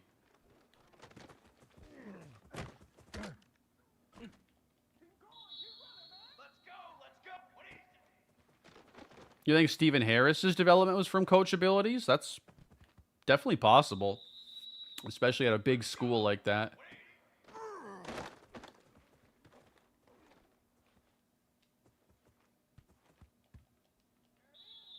Allow me to get Orlando out there now, because I do think Ofisa Orlando is actually going to have a little bit of a role as a senior.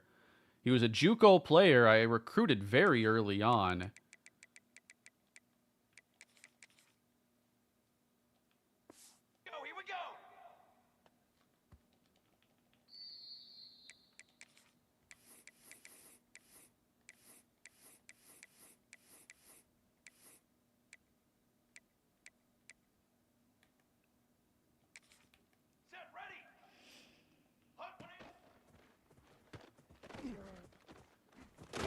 Oh.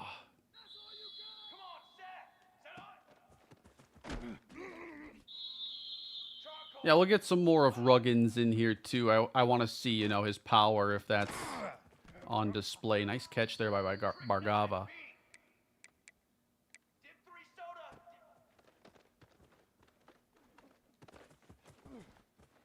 Nice move. We can run like a 2-receiver set, too. Get our more run-oriented package in there. Yeah, I cannot wait to see the real games here with Madden. Oh. And the thing is, too, he's not just fast. He's very fast, but he's also a good blocker. He's the most complete tight end, you know, that I've come across, especially in terms of having that vertical threat ability. This formation ain't it for me. Yeah, Wasevich is kind of giving us less, you know, we're not getting easy looks at all in his coverage. So let's go dial it down to some of the 2 tight end stuff now. Oh, with Savage kind of flying around.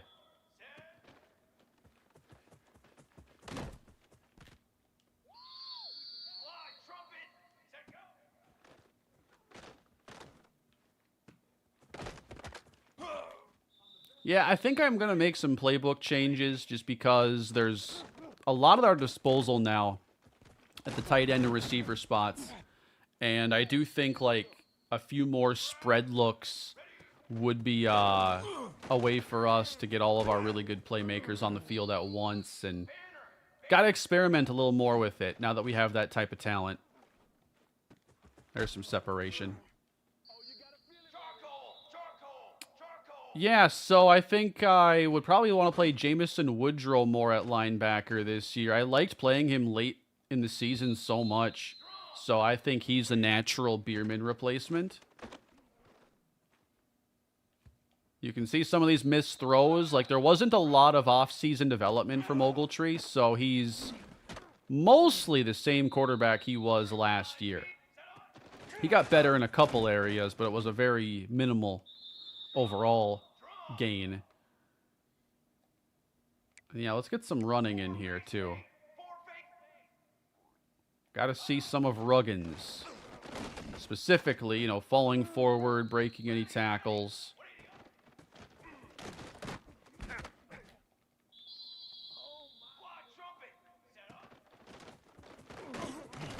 Definitely doesn't feel like he changes directions, you know, like anything special. A little slow there when you like cut into a different gap.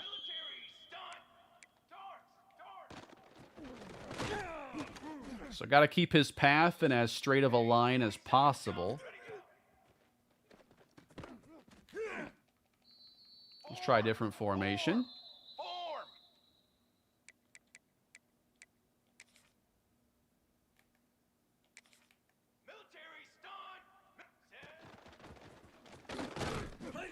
Not really seeing him break any tackles quite yet.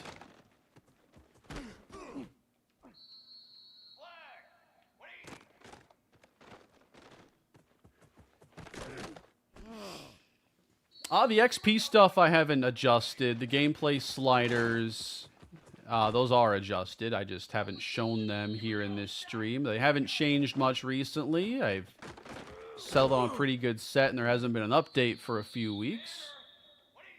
Wouldn't mind if we don't get another one for a little bit.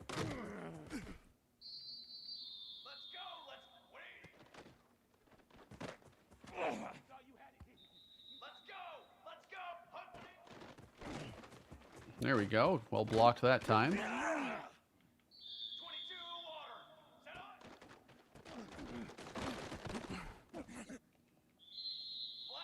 Yeah, it kind of does feel a little bit slow and doesn't change directions all that well. So not, you know, too impressed yet. We'll see. You know, his athleticism, at least speed and acceleration wise, is pretty similar to the other running back we had added in there, Odenibo.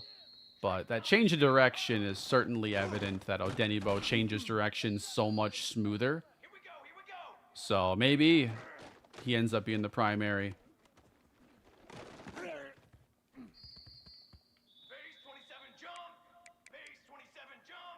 Let's try another one.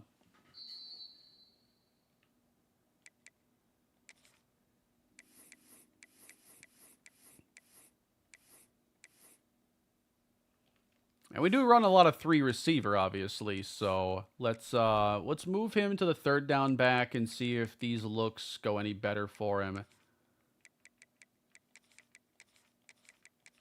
He has 85 break tackle, 88 trucking, and 83 strength. But I think it's that agility that's kind of standing out right now, and the change of direction where Odenibo's is a 99.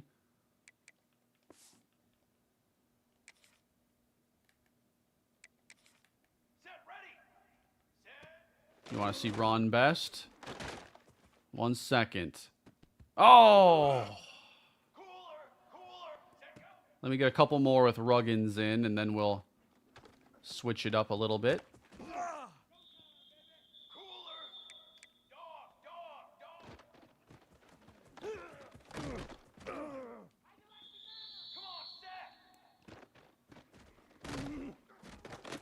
He's fallen ahead there, but I'm not sure he's really forced a broken tackle yet. Oh, that's nasty right there. That's nasty.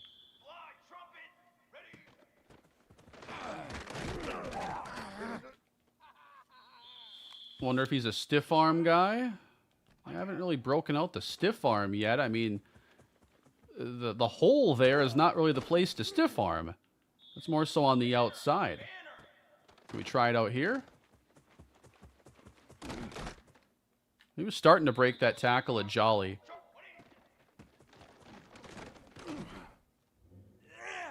Might be a little too stiff.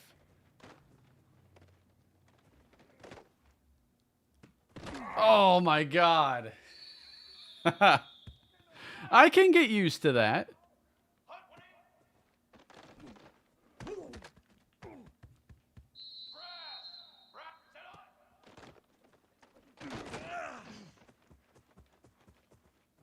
Little scramble drill. Offseason, Orlando. Man, Bass. Look at that play.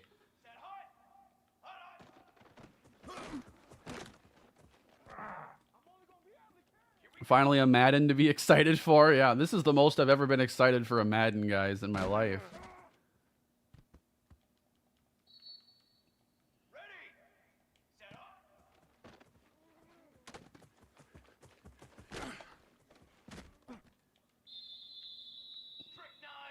All right, might be time for some Ron Best.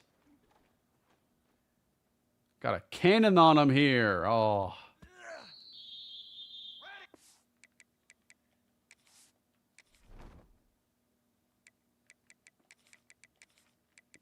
So the plan is to redshirt him. That doesn't, obviously we can get a look at him, but Ron Best, 88 speed, 77 strength, 88 acceleration, 85 change of direction. You know, he's got a starting point for like every skill. I'd say his best thing right now is the receiving, but everything else, you know, could use a year of development, and he has elite devs, so we should end up seeing some pretty good growth out of him as a player next season. But here is Ron Best.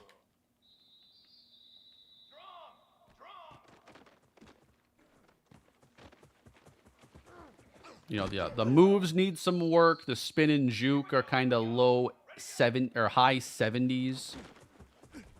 But there's a good one.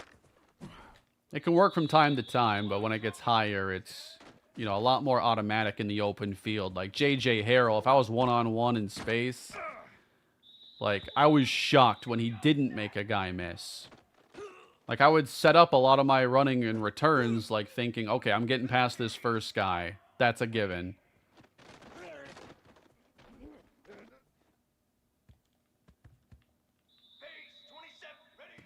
Yeah, I don't focus quite enough on abilities, I think, there. That's obviously a pretty big part of the game, especially the ones for, like, spinning and juking, and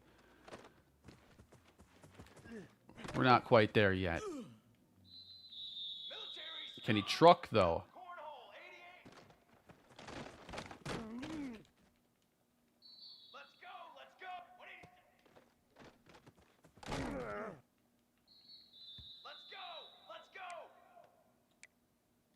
Let's try a different formation.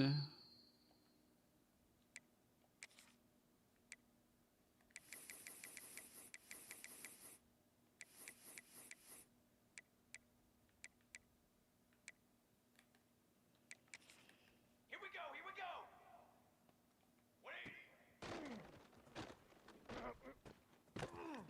That arm strength, that extra arm strength, like, the true value of it isn't necessarily in the deep ball. I think it's more so in just the ball velocity. And yeah, the deep ball, that's a huge, you know, bonus too, because you're going to make some plays other quarterbacks flat out can't make. But we saw it in last year's practice. Like, some of these windows you can throw through are just incredible.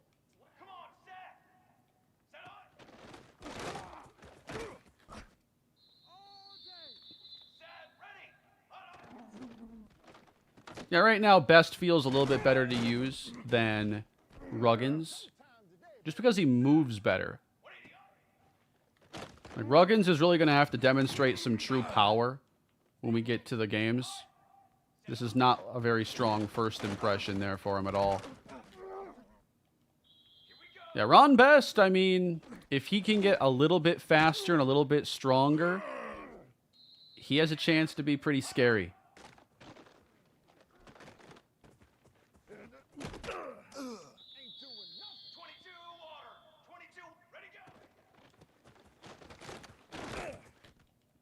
He's just not quite fast enough to be dynamic, not quite strong enough to be a power back.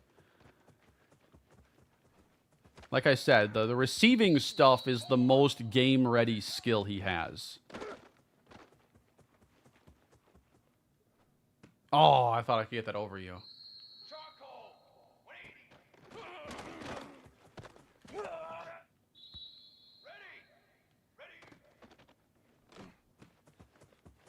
That's a nice little RPO. I haven't really run that run much. Best was elite. That's why there's so much excitement there. He has really good caps to go with it. So his ceiling is astronomical.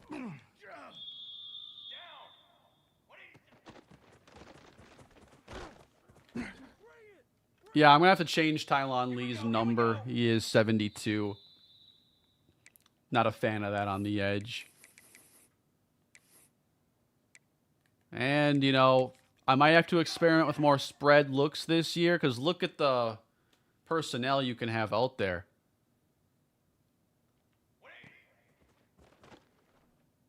If there was ever like a version of my team that was like air raid ready, it's probably this current build.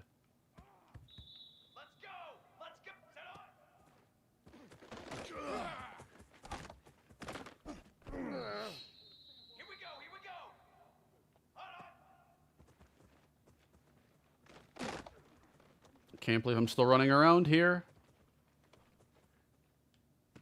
Yeah, I could get used to that.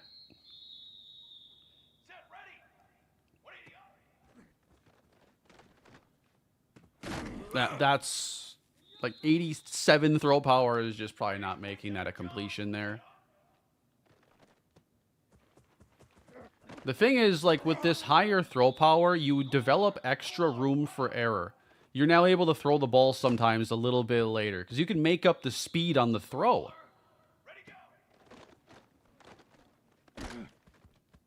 It's not like a significant amount, but, you know, fractions of a second are what make or destroy a play.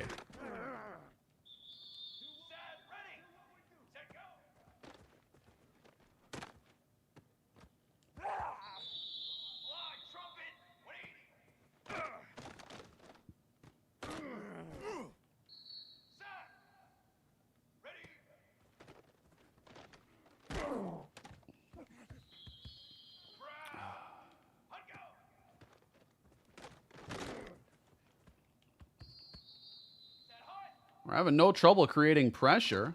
Hopefully that maintains as the season starts. Bang. Oh, he ripped that out. Yeah. Bass has played extremely well.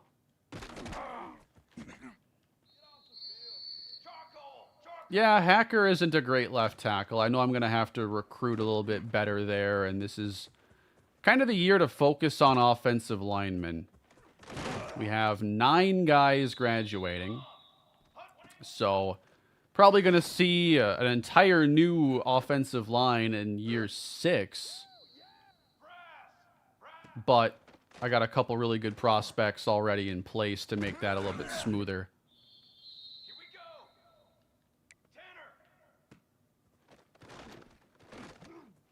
Go find it. Oh, Wasevich, man. He's never looked better than this off-season stream.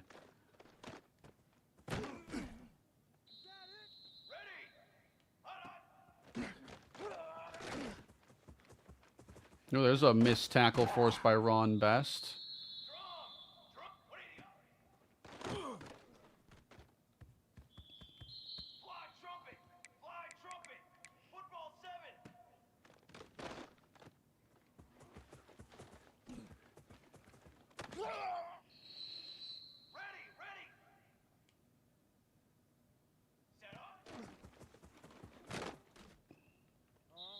Yeah, I've seen 15 out there a decent bit making good plays, so gonna have to make sure I know who that is.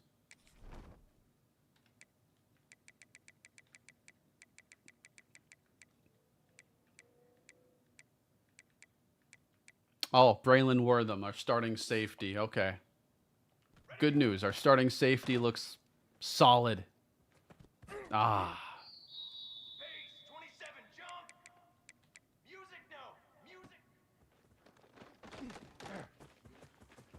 There we go. Yeah, that's something else. That's a good point there, Chris. Like with wear and tear and where the accuracies are on Ogletree, like I have to be really aware of the hits because his accuracy is not quite as good as Grant's.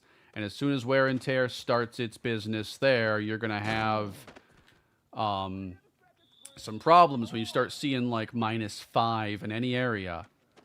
And, you know, last year I could play a little bit more recklessly with Grant, knowing like worst case scenario is Ogletree plays.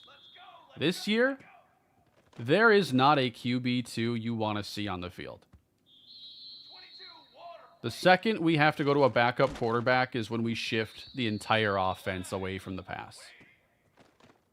And that's why I got to continue to find quarterback.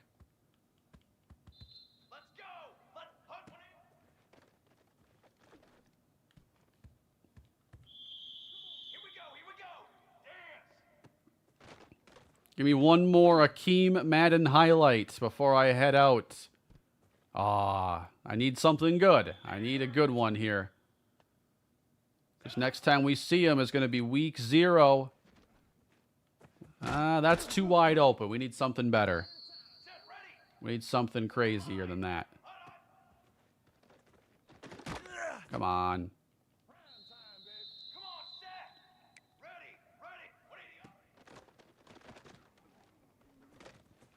Go catch that one.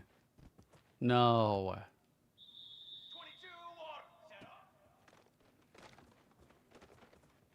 Safety we drafted is, or safety we recruited there is too good.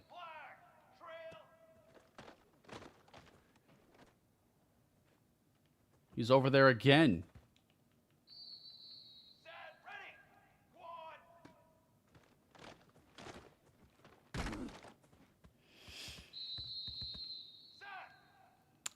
Would I consider putting in some power concepts for if Ogletree does step off the field, you can rely more on the run? Yeah, the run variety in this playbook isn't great. Definitely just run a good deal of inside zone, and that's kind of coupled into all the RPOs we end up running. I mean, I got a few in there that are a little bit different, but I certainly think we could run a tad more power. I mean, it's just kind of the nature of these shotgun offenses, and this spread college game is the runs are, there's not a lot of variety.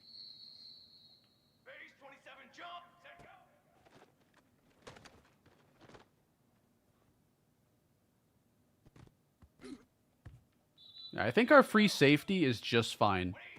He's getting to everything down there.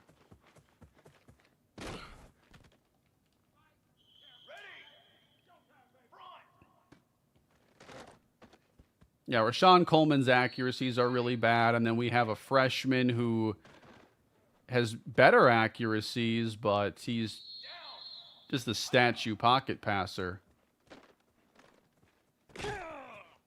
Nice catch by Madden. Here we go. Ready. Cooler. Guard. What is it?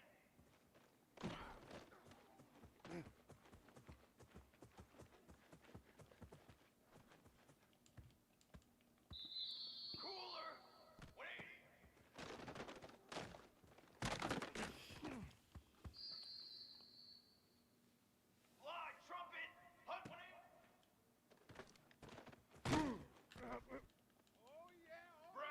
Pretty impressed with the defense, though. They feel really tough in this, and we did add a new DC, so hopefully that helps make up for some of the talent that we ended up losing. Oh, Almost there. Can he find it? Oh, man. Let's go. Hey, Cam.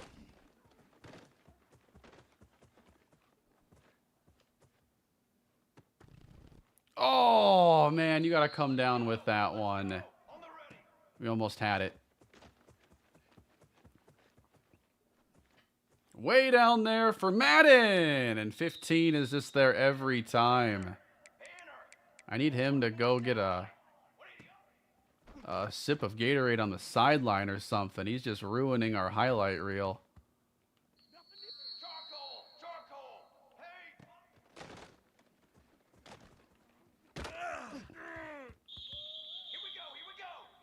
He just gets to everything. Here we go. One-on-one. Give me that. All right, everybody. That was a fun off season. Excited to have Gerald Ogletree, a new offensive playmaker that I was not expecting to have when the stream began. And we get this show underway against Duke. So next is going to be my off-season recap. And I'll see if I get any playbook changes in for that one. We'll take a look at our recruiting board and how that's looking to start the season. Then we're on to Duke, everybody. I do want to let you guys know that I will be on vacation starting the middle of next week. I'll be gone for a little bit under a week, but I'll do my best to get some early week or year 5 content done, so there's not too much of a break. I'm sure there'll be probably a stretch where there aren't any videos for a few days, but I'll keep you all updated and try to get grinding on year 5 as soon as I can. You want to see sliders? I got you. And hopefully there's no updates for a little while because, man, these are playing really well. I'm having a really good time, and I have no changes incoming. If there was anything, maybe 52 run block on the CPU, but I plan to keep it on 53. And, yes, the penalties are pretty essential, but, I mean, most of them are at default. So, I mean, they've done a better job, I think, with certain values on default with the recent updates, especially pass coverage is played, I think, in a pretty ratings-based manner. But that's it for today, everybody. Y'all have a great night. Thank you for coming to the stream, and I will see you all next time. Happy Thanksgiving, everybody.